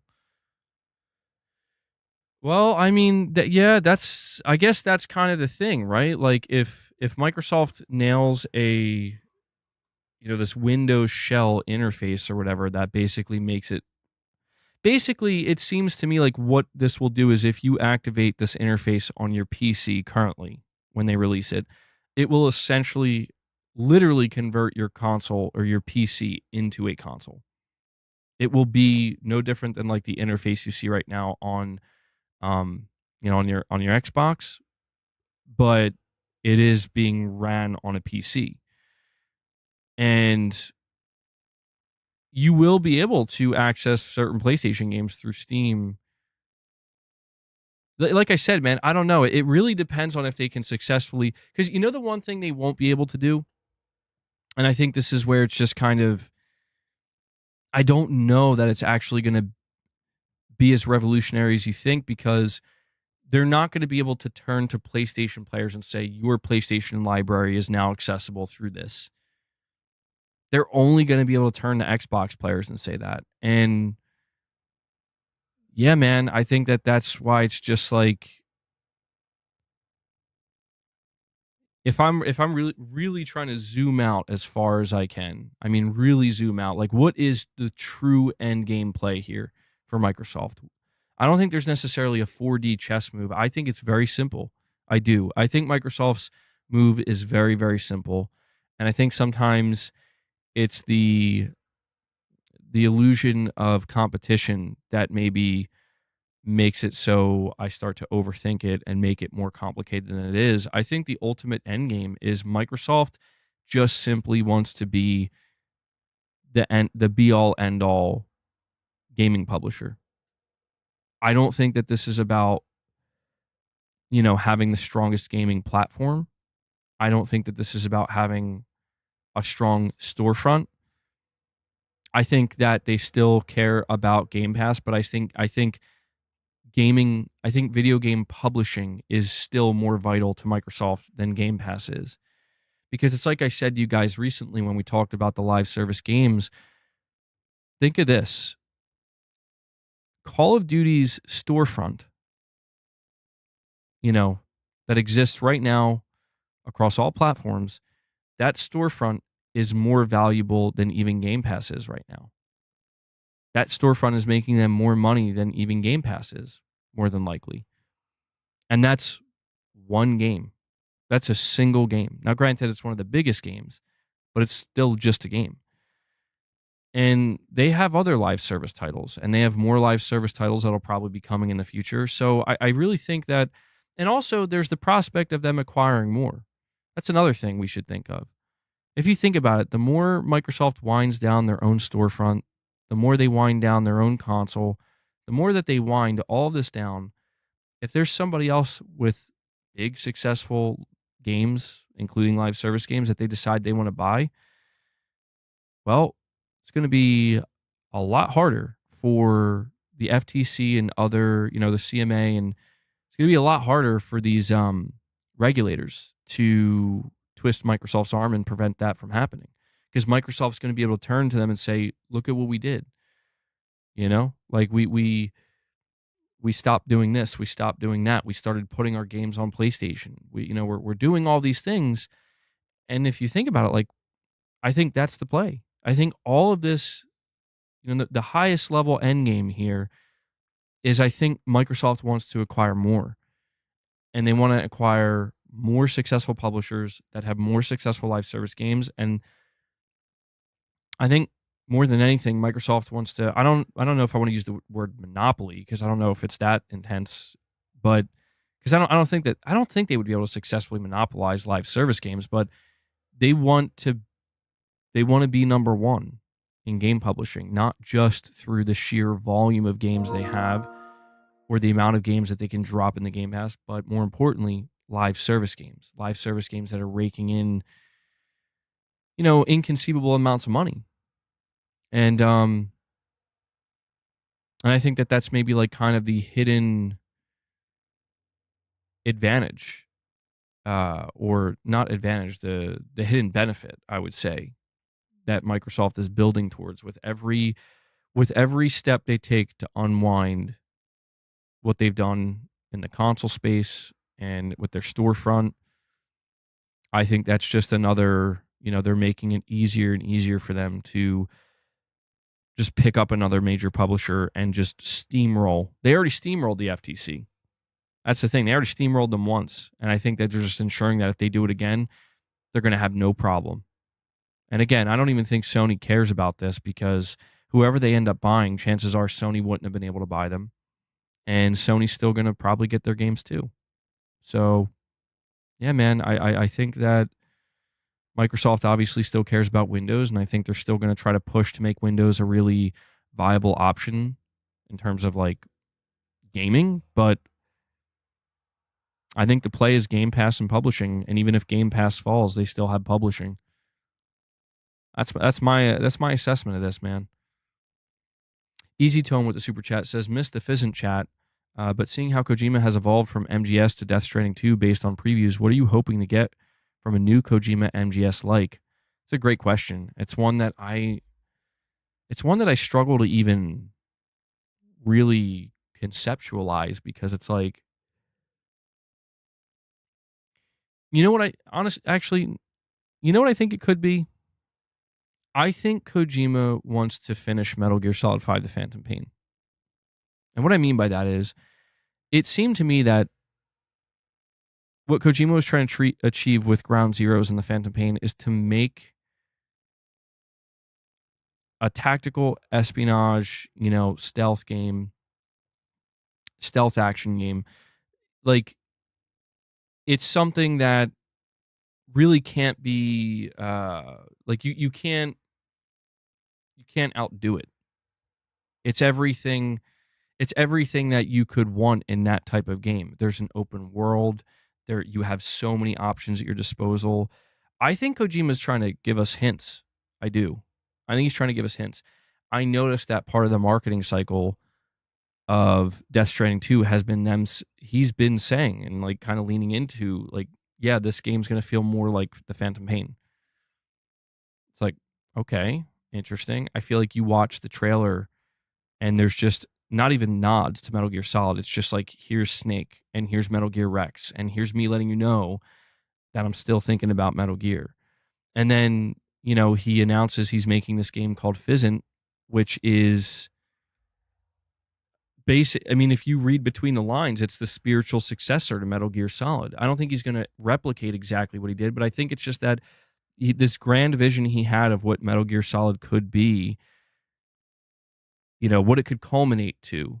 I remember when he talked about Ground Zeroes, like the intro to Ground Zeroes, when Snake climbs the cliffside and he stands up and it's raining and it's night and you got the lens flare and you're looking over the entire encampment. Like, he was saying that was what he envisioned in his head back in the 1980s when he was making the first Metal Gear for MSX. I feel like there's just this kind of grand vision of like the true, and I've been using this term a lot during the stream, but be all end all of, stealth, action, tactical espionage. I think there is this vision he has of the be all end all of that while simultaneously being cinematic. And I don't know that I could like really go any further than that because the truth is it could be anything.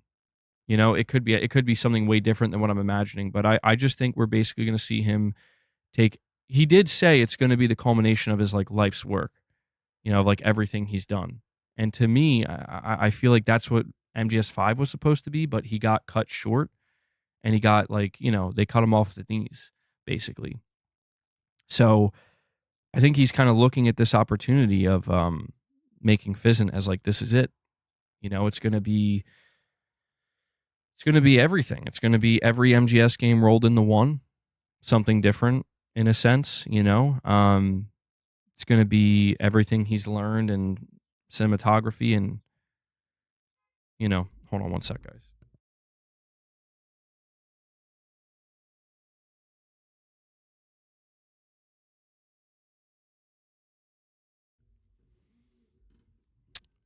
Do I think he retires after it or steps back from game dev? Well, he did go on record saying just recently, when he was talking, I think, Edge Magazine, and that's where he revealed that, yeah, Physint's going to take about 5 or 6 years. But after he said that, he followed up saying, then I think I'll be able to make a movie. So I don't think he's going to retire after Physint necessarily. Like, I don't think it'll be a formal retirement, because he did go on record saying that he wants to make games till he dies. So, and I believe him. I could see us looking at a 90-year-old Kojima eventually making who even knows what at that point, if he were to live that long. But he clearly wants to make a movie. So I think he's going to approach Physint as if it could be his last game. That's what I think. I mean, obviously that, you hear the thing from like most developers, like, I approach every game like it's my last. But I mean, considering like it's going to take 5 or 6 years, he's 60 something year old. He's like 62 or something now. By the time he's done Physint, he's going to be approaching his 70s, dude. And by that point, yeah, like it's looking a lot less likely that you would be able to do another AAA game. Like, there's a high chance that this is going to be it. So the fact that he mentioned doing Physint and then maybe making a movie. Well, here's the thing. He did say that Physint is going to have a movie, right? He did announce that with Sony. So maybe that's what he's going to do. Maybe this is going to be his final, like, this is it, man. This is what everything's culminated into. Metal Gear, Death Stranding, any other game he's made. It's like Physint is the culmination of all that. And he's going to be directing the game, designing the game, making the movie. I don't know. I admire Kojima's tenacity. He wants to just keep doing all of it. It's the thing I noticed with Kojima is it seems like he's finding himself surprised with like, oh wait, I can't do it all. Like, he's taking on all these things and he's realizing like, man, I'm spread pretty thin. I'm spread pretty thin, and he's probably, not stressed out, but just like 24/7. He's probably working on something all the time. He strikes me as the guy that still maybe even sleeps in his office sometimes because he's just always wanting to work on stuff. And I admire that. I think that's cool, and I think it's cool that he's so old. And not, he's older. I mean, he's like an older guy now, and he still has this kind of like hunger to keep going. I feel like that, to me, that's a little bit uncommon. I feel like when you get older like that, it's very natural. Like, you want to just, all right, I think I want to chill out. Well, he's not that old. He's not that old. I mean, dude, Kojima strikes me as the type of person he's going to live to be like 105 or something. Right? He's just going to be that guy. Kojima releases his final game at 105 years old. What he believes will be his final game. Konami publishes it. I'm stoked though, man. Yeah, he looks good for his age. I still think it's the hair. It's the hair that keeps him looking young. I mean, look, man, when it comes to Physint, I remember when that was first announced, I lost my shit because I'm like, this sounds like a dream come true to me. I love Death Stranding. I'm super stoked for Death Stranding 2, but I cannot deny that Metal Gear Solid that's the game series for me. You know, it's if you were to ask me like what game series has had the biggest impact on you, not just in gaming, but in your life, it's undoubted, like hands down, 100% Metal Gear Solid. Other games have had an impact, certainly, but MGS is that series for me. And so, you know, um, obviously, I was really upset to see how the Phantom Pain ended, and it was pretty much unfinished and massive falling out that led to that game not realizing its true fullest potential, and it just felt like something was left undone. And the idea that Kojima is going to be able to potentially, and like I hope Sony, I'll be honest, man, like I kind of hope Sony just lets him go crazy. I do. Like I hope Sony's like, you know what, take as much time as you need, take as much money as you need. I know that's not realistic, but it's just like if this is going to be like the final, potentially the final hoorah of like I'm bringing it back. You know, it's like I want Physint to be like in the year 2030 or 2031 when it comes out. I want it to do what MGS1 did. And I know that's a lot of pressure, maybe too much pressure, but it's like that would be incredible. That would be unbelievable, actually. I don't know if it's possible, but that's kind of my hope. I don't know how that's achieved. I don't know what would need to be done to essentially create a modern Metal Gear Solid 1 that revolutionizes certain aspects of the industry. I don't know. If I knew, I'd probably be working for Kojima, you know? I'm not him. I'm sure he has these ideas in his head. But that's what I would hope for. Kojima is the type of dev that once he can utilize AI tools to dramatically reduce dev time, he'll have a dozen games out in the next 10 years. Way too depressing that this is his last game talk. Well, that's true too. Yeah. Well, yeah, I mean, I'm not trying to make it sound like it's his last game. I guess I just mean like maybe a better way to phrase it is this might be his last attempt at trying to do something that like he clearly cares about Metal Gear Solid fans. Like I've always kind of wondered with Kojima, is it like because you know he's went on record always making it sound like he wants to move on from Metal Gear, and I've always questioned like how true is that though? Like do you really want to move on from Metal Gear? And he's always kind of brought it back to the fans, right? Whereas like I'm doing it for the fans. Like okay, I'm going to come back and direct MGS3 for the fans. I'm going to come back and direct MGS4 for the fans, and I'm going to do MGS5 for the fans so I can close the loop. And then, you know, even with Death Stranding 2, he's like, I decided to make it more like Metal Gear for the fans because that's what they asked for. And, you know, it feels like that's exactly what Physint is as well, where it's like, yeah, well, you know, the fans want to see more Metal Gear from me. So that's basically what this is. And it's like, I think secretly Kojima just loves Metal Gear that much that like he just doesn't want to like I firmly believe that every creative has that one thing. They can have multiple things, but there's always that one thing, you know? That one thing that they're it's their you know, their magnum opus or whatever. It's what they're truly it's the mark that they leave ultimately. That no you could do 10, 20, 30 other things around that, but that's the mark you leave. And I think for Kojima it's Metal Gear Solid where it's like the basic framework of what makes Metal Gear Solid tick is his thing. And it's why when you play Death Stranding, even though it's not Metal Gear Solid, you can still kind of feel like there's something very Metal Gear about this. And it's why when you look at Death Stranding 2, when he thought, how could I make this game better? I got it. Make it more like Metal Gear Solid. And that's what everybody who's playing it is saying is like, yeah, it's more like Metal Gear Solid.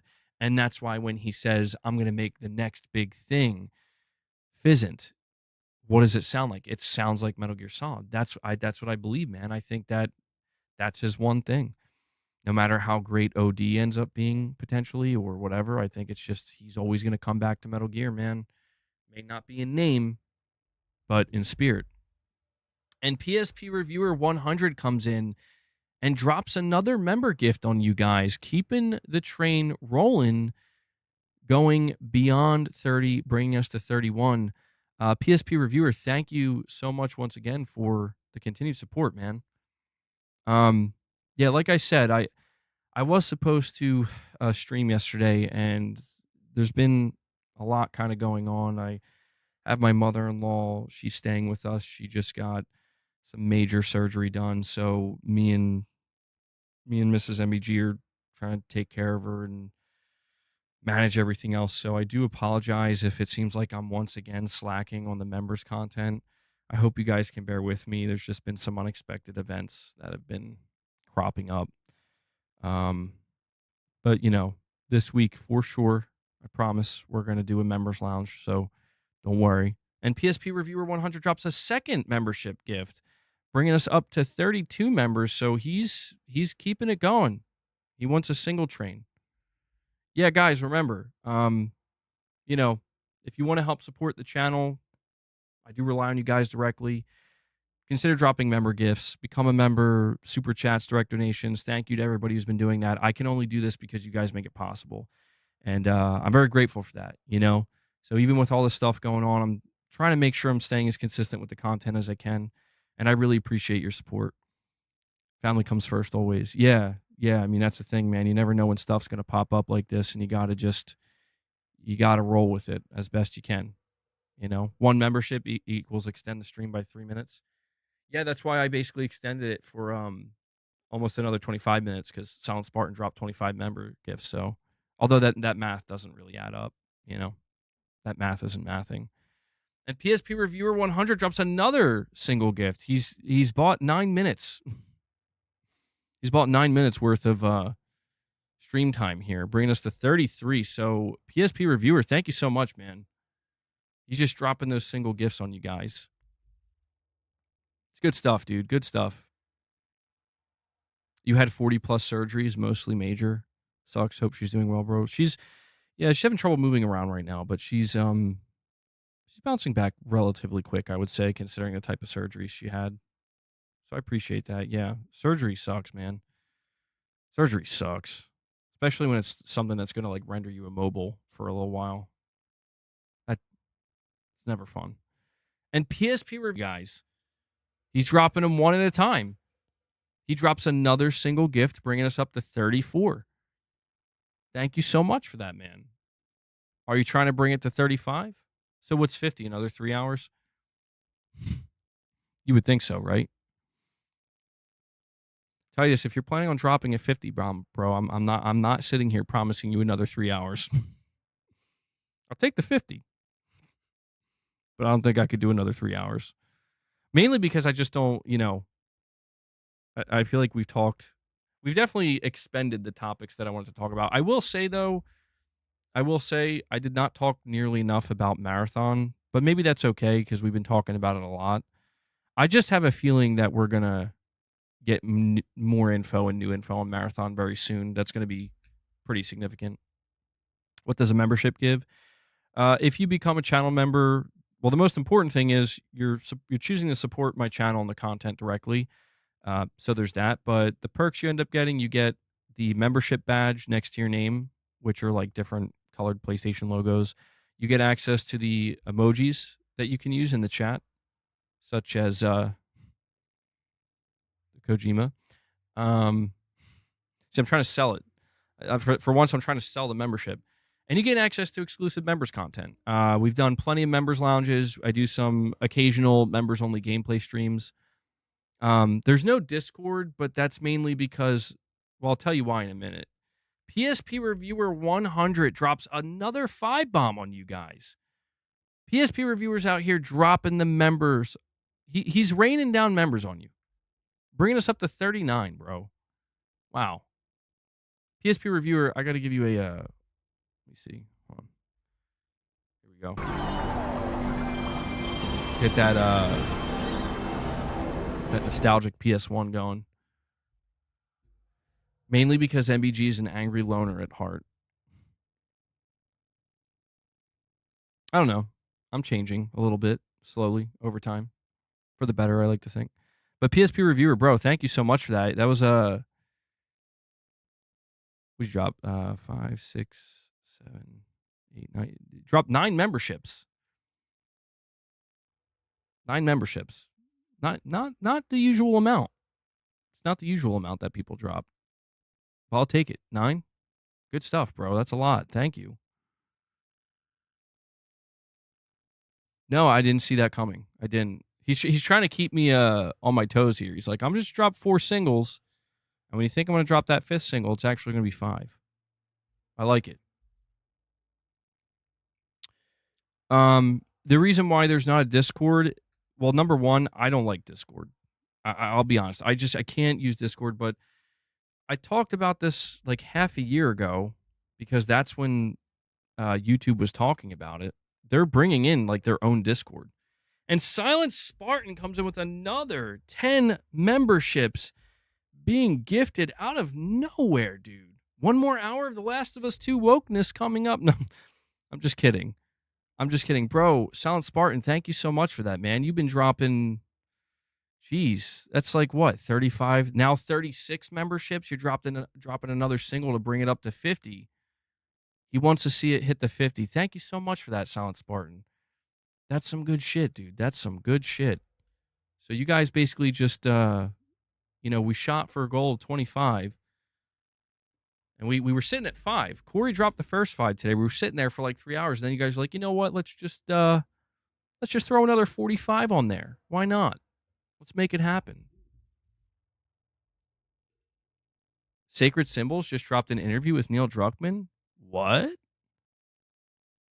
Yo, okay. Well, hold on. Now that's got my attention. It's on the page. Oh, okay. So it would be Sacred Symbols Plus. Ooh, okay. I'm intrigued because I feel like there's got to be. Don't leave yet. I'll leave with you. I'm always intrigued when Colin gets an interview or something like that because I feel like there's a greater chance we might get something juicy out of it. Oh, hold on, you're saying it's live on YouTube? Let me check. I wonder if anything interesting was. Oh, there it is. Yeah. Oh, I guess they made it public. Neil Druckmann, the man who wears many hats. Sacred Symbols, a PlayStation podcast. Neil, how are you today, my friend? I'm doing well. Colin Moriarty, how are you, sir? I'm good, thank you. Okay, yeah, it's just up there. That'll be an interesting one. That's gonna be a very, very interesting. That I gotta say, that's not one I would have expected. I know that Colin and Neil, like, I guess they were friends or they talk. I knew that. I didn't think he'd be able to actually get an interview with them. Kind of surprised that Sony's like, don't you guys think that? I think that's interesting. Sony's like, all right, go ahead, Neil. Good shit though. Yeah, he just did another interview too with Shuhei Yoshida. That's good stuff. I'm gonna have to check this out. Maybe a reaction stream / discussion tomorrow. The timing of that though is so funny because we did talk about The Last of Us so much today. Yeah, I'll listen to it. It's not very long. I think it's an hour long, so it's pretty short overall. I mean, for an interview, that's pretty long. I'll listen to it on my own time, and if there's anything interesting to be extracted from it, we'll definitely talk about it. I'm sure it seems like this was dropped the same time it was in their Patreon. I could be wrong. If anybody's subscribed to their Patreon, you can let me know. But it seems like this was just kind of put out there for the first time, so there might be something interesting we learn from this. It did just drop. Okay, yeah. So people are now listening to it, and within the next hour, we should be seeing stuff written up if there's anything significant that was talked about. Shu's going to be on David Jaffe's channel tomorrow. Oh, man. Should be interesting to say the least. That's going to be. Oh man, that's an interesting combo right there, dude. I might have to go check that one out too. I don't really watch David Jaffe that often, or he pops up occasionally, but he's a bit of a loose cannon.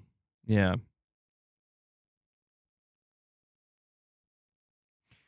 I mean, I'm really intrigued actually. I think I'm even more intrigued about that one because I feel like David Jaffe is like much more likely to somehow get something crazy out of Shuhei Yoshida, dude. Like Shu's gonna end up regretting it, being like, "Oh, I shouldn't have went on there. I shouldn't have said that."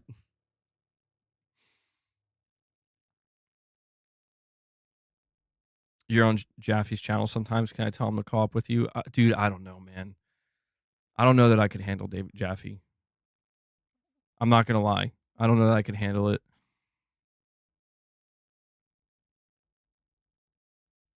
He's you never know what he's gonna say. You know, like it's just like he'll put it out there, and it's like, oh, Shu and David go way back. That's true. That is true. Yeah.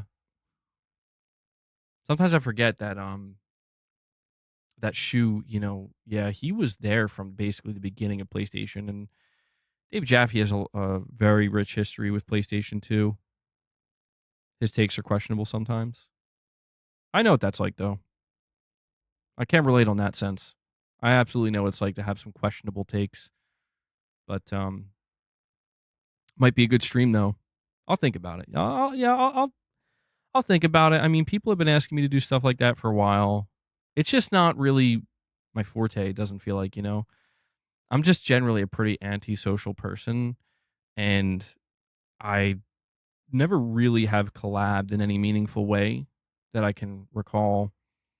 Um, but I'll think about it. I mean, it just seems like something that eventually would have to happen. I don't know that I could pull. Yeah, I'm gonna get Neil Druckmann on my channel, bro.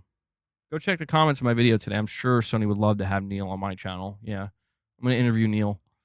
So, why are you gay?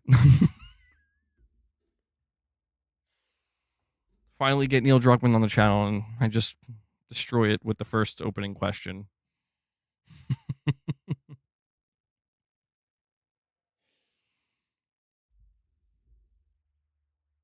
In all seriousness, though, Neil Druckmann's probably somebody I would want to interview. Because I don't know, I'd be curious to pick his brain a little bit. Like, what was the decision making behind this here, Neil?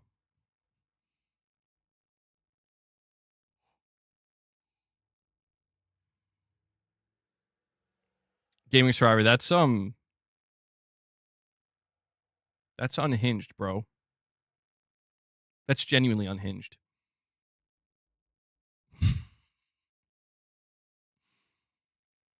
Would you blame him for my trauma? Yeah, I would open it being like, Neil, great to have you here, man. Thank you so much. So I want to ask you this question. How dare you? How could you? How could you do this to me? How?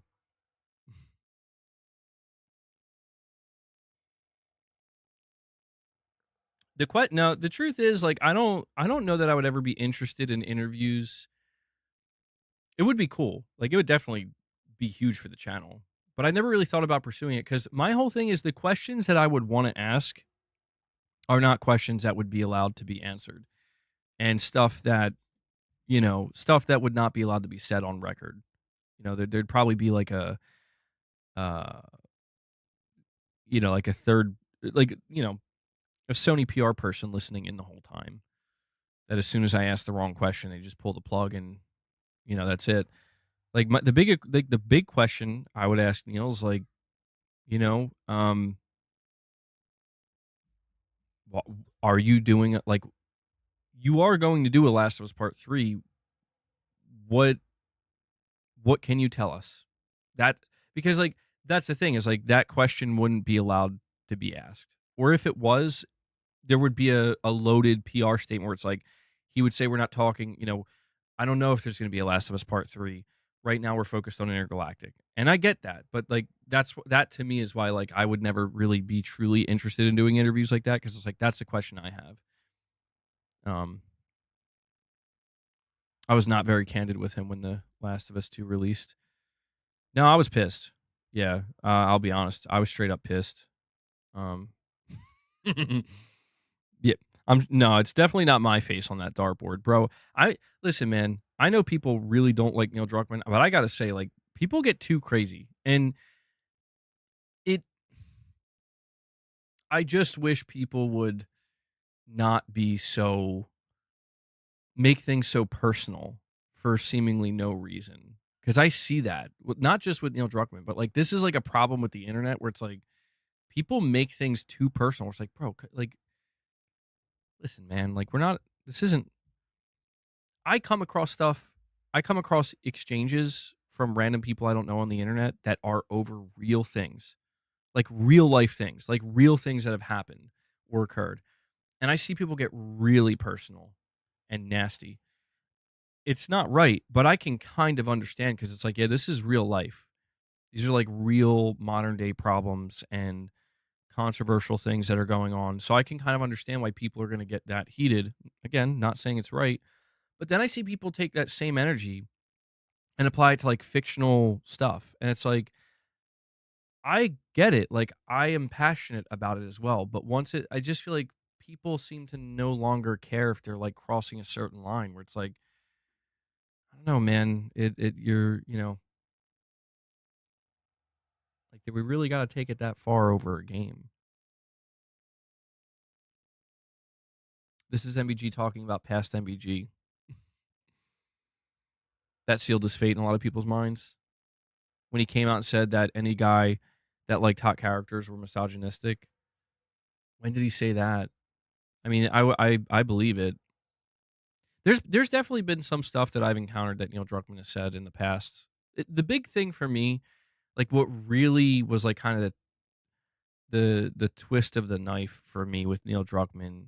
Not that it's not about making it personal, but it's just about, okay, I don't know that I can really be on board with where you're at right now or where you're planning on going. It came in the form of it was like it was like a talk he did, I think back in like 2014 or something, where he did talk. It was a secret agenda of The Last of Us. That's what he called it. He said it was a secret agenda, and it wasn't even that was the problem. It was that like he was talking about how he was inspired by like Anita Sarkeesian, and he was obviously paying attention to the Gamergate movement and stuff like that. And the problem is that like it's been basically proven that Anita Sarkeesian was like not, essentially just like a bad actor that just like inserted herself into a space as like an authority figure on like really sensitive subject matter, and it was not handled well at all. And if you look at the end result of Anita Sarkeesian and her time in the industry and people that were also in a similar space, and you see where they are now, it's like, yeah, because people caught on that like, oh wait, you don't know what you're talking about, and we shouldn't be listening to you. They like created this trend somehow. And that's what's weird to me is that like, you would think that somebody like Neil Druckmann would be able to kind of recognize that. And so it just kind of calls into question, like, bro, why are you paying attention to her? Why are you paying attention to this person? And let alone giving them some kind of credit for what you're doing here. That's, for me, that was like the twist of the knife where it's like, shit. Like, they got him. They got him, bro. But I don't know. It's messier than ever, though. A lot of, the way things are today, I feel like it makes Gamergate look like child's play. Navazar, I totally understand, bro. Sounds like a master troll. It almost does. It almost does, right? Like, you almost get to a point where you question, like, wait, being serious? I don't know if you're being serious or not. But, yeah, I mean, I don't know. I'm curious to see what the future holds for Naughty Dog, man. I am. I can't deny that I cannot deny that when we were building up to The Last of Us Part 2, I don't remember the last time I felt hyped for a game like that. And that's what's crazy, is like, I've been hyped for games and like let down because I was like, I've had my expectations subverted, but never quite like what happened with The Last of Us Part 2. That was, I've never experienced that, like for something I was anticipating and excited for and cared about so much. Um, and I will admit that definitely stuck with me. Like that's something I don't think about it all the time, but it's just like anytime I see something uh regarding um you know The Last of Us or Naughty Dog, like I just always remember like I had this. I don't mean that this. Yeah, it's turned into a Last of Us Part 2 trauma session. All right, but listen, I'll never forget. I'll never forget the bait and switch with the. I was watching. I was live streaming the State of Play with you guys. I was live streaming the State of Play, and they showed the new Last of Us trailer, and the end was, somebody grabbing Ellie, pulling her in. She turns around, and it's Joel. You think I should react to the interview now? You think I should? I should just do it now? I don't know, man. Like I'm afraid to because it's like I'm afraid it's going to be not a nothing interview, but just like it's just going to be a lot of what we already, like nothing new. I defend Neil in The Last of Us 2, but that Joel trailer was effed up. Dude, that messed me up. Because when guys, I was so excited. I was doing theory videos. That's how you know. Like I never do stuff like that. I was making I remember saying like I was on to something. Like I remember telling people like, guys, I don't think the trailer is what we think. It's just that every conceivable idea that I could have had or did have, it was like, oh, you have no idea, buddy. You don't know. And it's like, wow. Okay. All right. I remember I was telling guys, it's like, I think Joel's going to die, but I think he's going to go out in a blaze of glory, saving Ellie. And it's like, sure he is, buddy. Just you wait. Anonymous Boss, you're saying, how are you doing, MBG and chat? 100% off-topic question. What are your thoughts on the Mind's Eye trailer? Did they just release one? Don't ask him to do it. The paint is too fresh. Did they release a new Mind's Eye trailer? Let me see.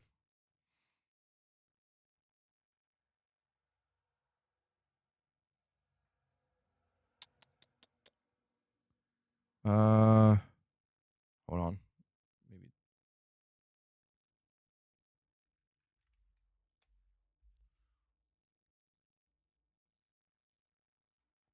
Let me look it up. Mind's Eye.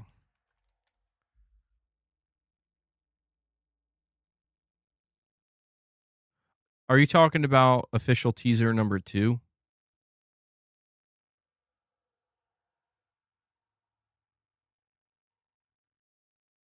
Because if you're talking about that, I didn't say, because I'm not interested in the teaser. I just want to see like the gameplay. Like some people are nervous. They're like, bro, how are we like less than a month away from this game coming out and we still haven't seen like just like raw, uncut gameplay? I'm a little nervous about it. Yeah, I don't think it's a new trailer either. It's a teaser. From what I've seen, though, it looks okay. It looks all right.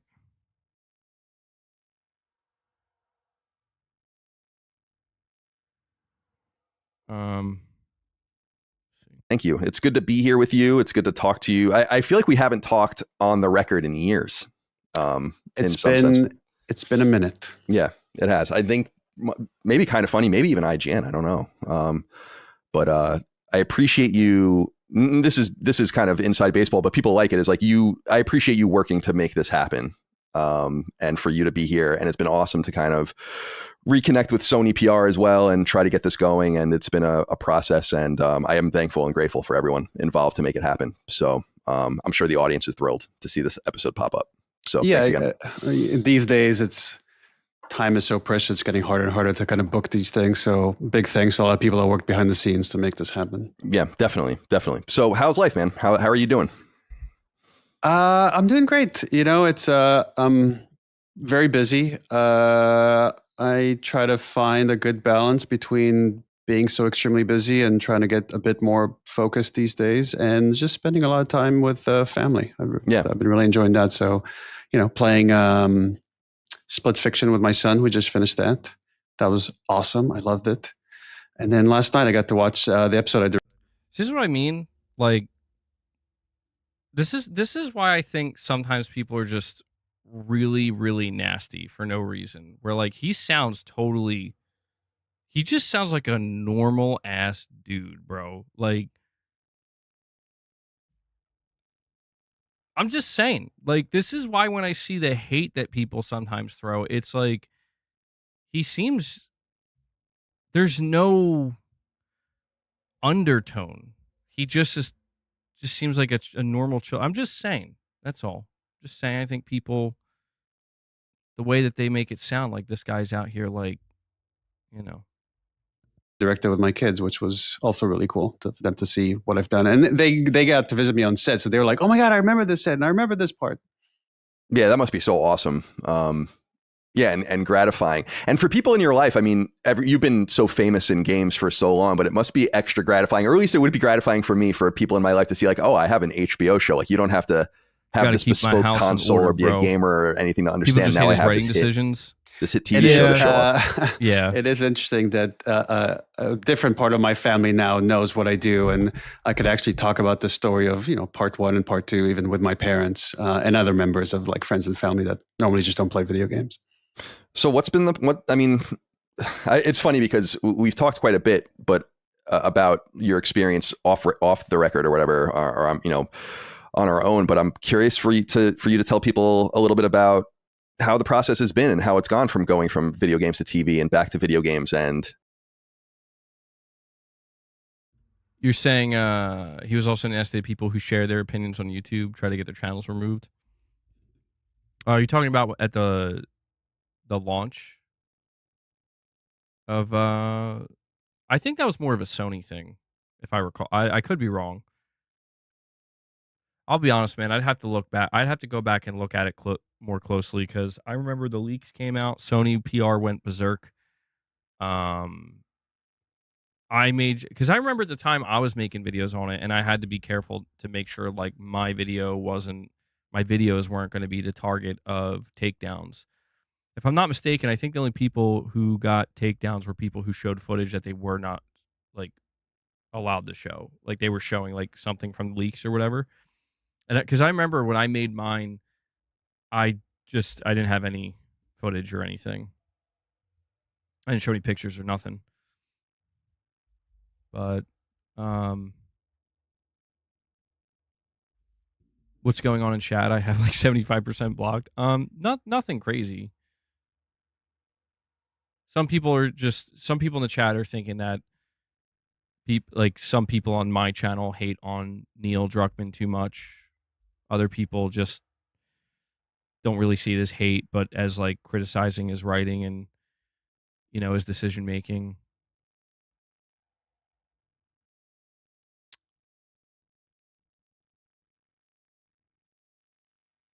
No, Chris, I know. Well, I mean, that's the thing. Like, I do get some people.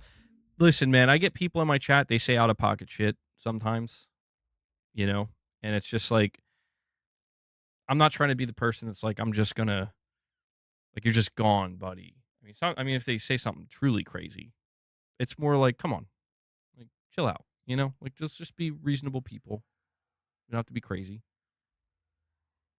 Yeah, like what's been the process? That is a very broad question. So yeah, it is. Yeah. I'll ramble for a bit, and then we can please focus on whatever you'd like. We've been trying to adapt our games since Uncharted 1. And there have been many false starts, and we got kind of disillusioned about the whole thing for a while. And then, the Uncharted movie came out, and that was very successful. And but more so, The Last of Us has been this really intimate process where we were heavily involved. And it started with me meeting Craig Mazin, who just did Chernobyl, which I absolutely loved. For my money, it was one of the Planet Schlorpian, I will say, there probably are some people that don't like him for that reason. But if I'm being like real about it, I'm going to say 98% of people who don't like him, it has nothing to do with that. Truthfully. Like, I'm not saying that doesn't, I think to say that that doesn't exist at all would be a lie. But I think realistically, you're talking about 1, maybe 2%. And that's unfortunate because, again, sometimes it just turns out that the 1 to 2%, if they can become loud enough, you know, you can make it seem like it's a whole lot more. It's like, no, I don't think so. Yeah, Stellar Blade 2 was just casually announced. Oh, I know. Yeah, I mean, it is an unfortunate reality. If we're talking about just the gaming space, though, I don't think that's as prominent. Maybe I'm wrong. I could be naive right now with what I'm saying, but best shows It was ever made. awesome. It was awesome. And the fact that the guy that was responsible for that was so into The Last of Us and loved it so intimately. It's the first time we've partnered up with someone that just got it so fundamentally.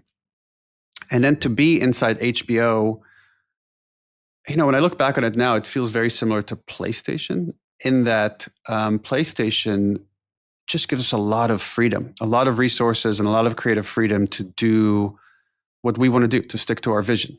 Even when it seems from the outside very controversial, they've always been very supportive of, you know, wanting to end Nathan Drake's story in Uncharted 4. Go for it. We support you. Let's make the best version of that. Or you want to do this very different story for Last of Us 2? Go for it. We support you. Even when we wanted to do Last of Us, right? At the moment, that seemed controversial. Like, oh, we're going to leave Uncharted that at the height of its success and do this brand new idea. Hey, Tarnished, I actually will say I'm not aware of that. You're saying he took a stance with the IDF? I actually didn't know that. Was this like a Twitter thing, I assume? Well, if that's the case, then yeah, that would explain a lot. Considering the volatility of certain subjects that you're talking about. Yeah. Oh, okay. Yeah, I don't see. That's probably why I have no idea. I don't have Instagram. Damn. Okay. Well, that definitely would help explain that then. Well, I don't want to talk about that here. That's not going to lead to any productive conversations, I don't think. But that would explain why. Yeah, there's maybe more outside stuff that like is outside of gaming, you know. God, yeah, there's no chance I'm going to be able to react to this interview, dude. I'm only 4 minutes in. I'm going to have to listen to this on my own time and come back to you guys and see if there's anything interesting that's talked about or like revealed. But actually, yeah, we are approaching the 4-hour mark here, which is surprising. I was not planning on streaming for 4 hours today. Oh, I know, Tarnished. I appreciate that. Yeah, I just don't want to stray too far away. I mean, I'll be honest, like this to a degree, without, again, going into it deeply, this is why I'm intrigued by Intergalactic. Because, you know, he specifically talks about how Intergalactic is going to focus on religion. And it's going to explore that and clearly have some things to say. And I am very, very intrigued when you look around today and you see what's going on. And it's like religion does play a major part in a lot of what's going on in the world. And so I'm very, very curious to see what's going to be done in that space. I don't know that Intergalactic's going to push politics as much as it's just going to have certain things to say about certain aspects that are integrated into politics today, I would say. Do you think it's going to be a political dumpster fire? I hope not. I mean, that's putting it pretty intensely. That's pretty intensely. But oh man, I'll tell you what though. If it is something like that, I'm just gonna be like, you know what though, I'm just gonna go make a cup of coffee and chill.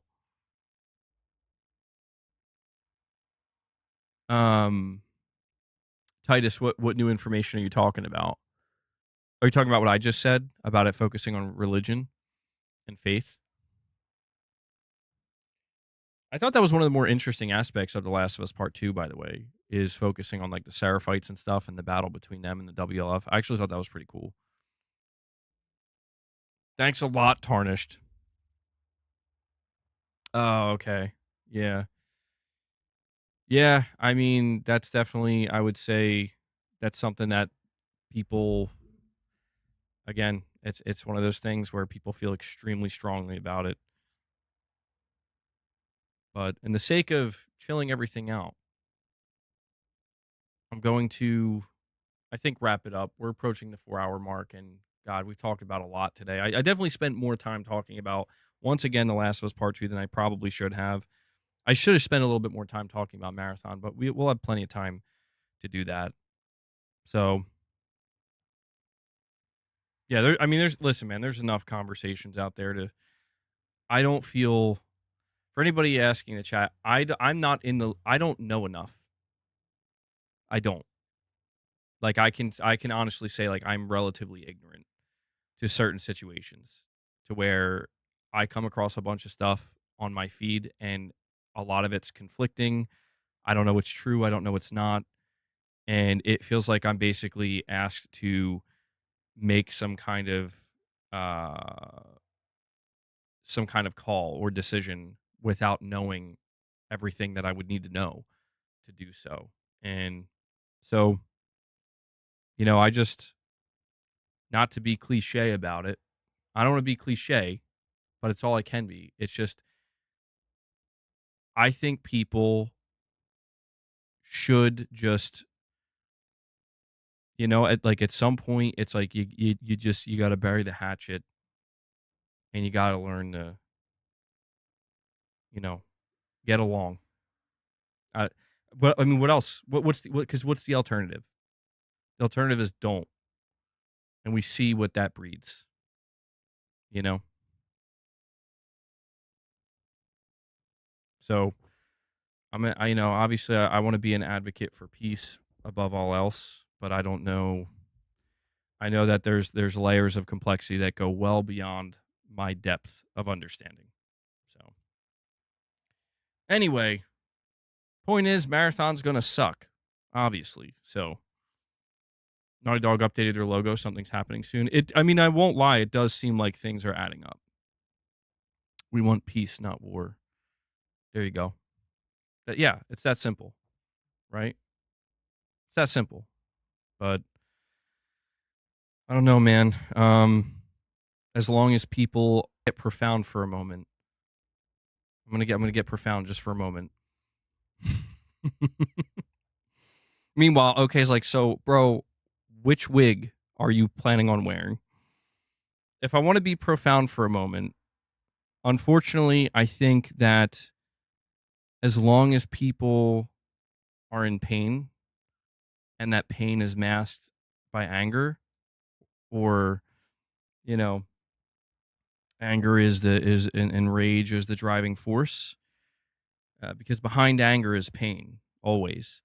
As long as that persists in the world and within people, especially people who are in positions of power, people who have the ability to make things happen, I don't think there will be peace. Or if there is peace, it's just a matter of time until it's broken by somebody who's very hurt. And, you know, it's an oversimplification. I know that. But, you know, I'm just a person too. So for me to, you know, I don't want to be the person that's like, I'm holier than thou. If I were to experience this, and that, there are many things that I could experience that would probably completely change my worldview and make me a much angrier person, a much more hateful person. But the one thing I can say with certainty is that holding on to that, being angry, being in pain, it's heavy.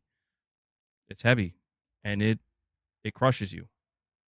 It does. So we gotta be like The Last of Us Part 2, bro. We gotta be like Ellie. We gotta be like Ellie. You had some wrong done to you. You did some wrong. But at the end of the day, you gotta let it go. Gotta let it go, man. Because it's either that or carry that weight for the rest of your life. And then drop it on somebody else. Like a fucking hammer. All right, guys. There you go. There you go. There's your philosophy segment. Yeah, obviously we don't want suffering, right? We less suffering, the less suffering there is, the better. But are we the golf club or the clown wig? Okay, sitting there with the notebook, like, so, MBG, are we going to be doing a golf club in the background or just the clown wig? Or are we doing the golf club with the clown wig and the Phil Spencer cutout? It's going to be a good time. Good time. Wow, Leia's passed out, man. But, guys, I'm going to wrap it up. Silent Spartan saying, I've been fighting in wars for the last 2 decades. It's always more complex than it appears, and the solutions are simple but brutal. Yeah. I mean, it's sad stuff, man. It's sad stuff. Well, we gotta look for the light, bro. Like the Fireflies say, we gotta look for the light. Meanwhile, Game Pass is trash. I'm not saying, I'm reading that. All right, guys, in all seriousness, this is gonna wrap up the stream. I'm like in one of those modes where I could just keep going. Before I head out, though, I do have to extend a big thank you. A big thank you. And I got to thank everybody for your support. Those of you who watch the stream, who watch and support the videos, thank you. But also a very special shout out to those of you who drop direct support. As I have said and will continue to say as long as it's true, you guys are the sponsors of the channel. I'm only able to run this channel, produce the content, do the streams, and do everything I do here because you guys make it possible, whether that's through membership gifts, becoming a channel member, super chats, direct donations, all those things help more than you know. And yeah, so thank you guys for that. Also want to give a shout out to Devil Shooter. He does the timestamps for the streams. He does a great service for the community. So if you guys see him in the comments underneath the stream, give him some thanks, show him some love.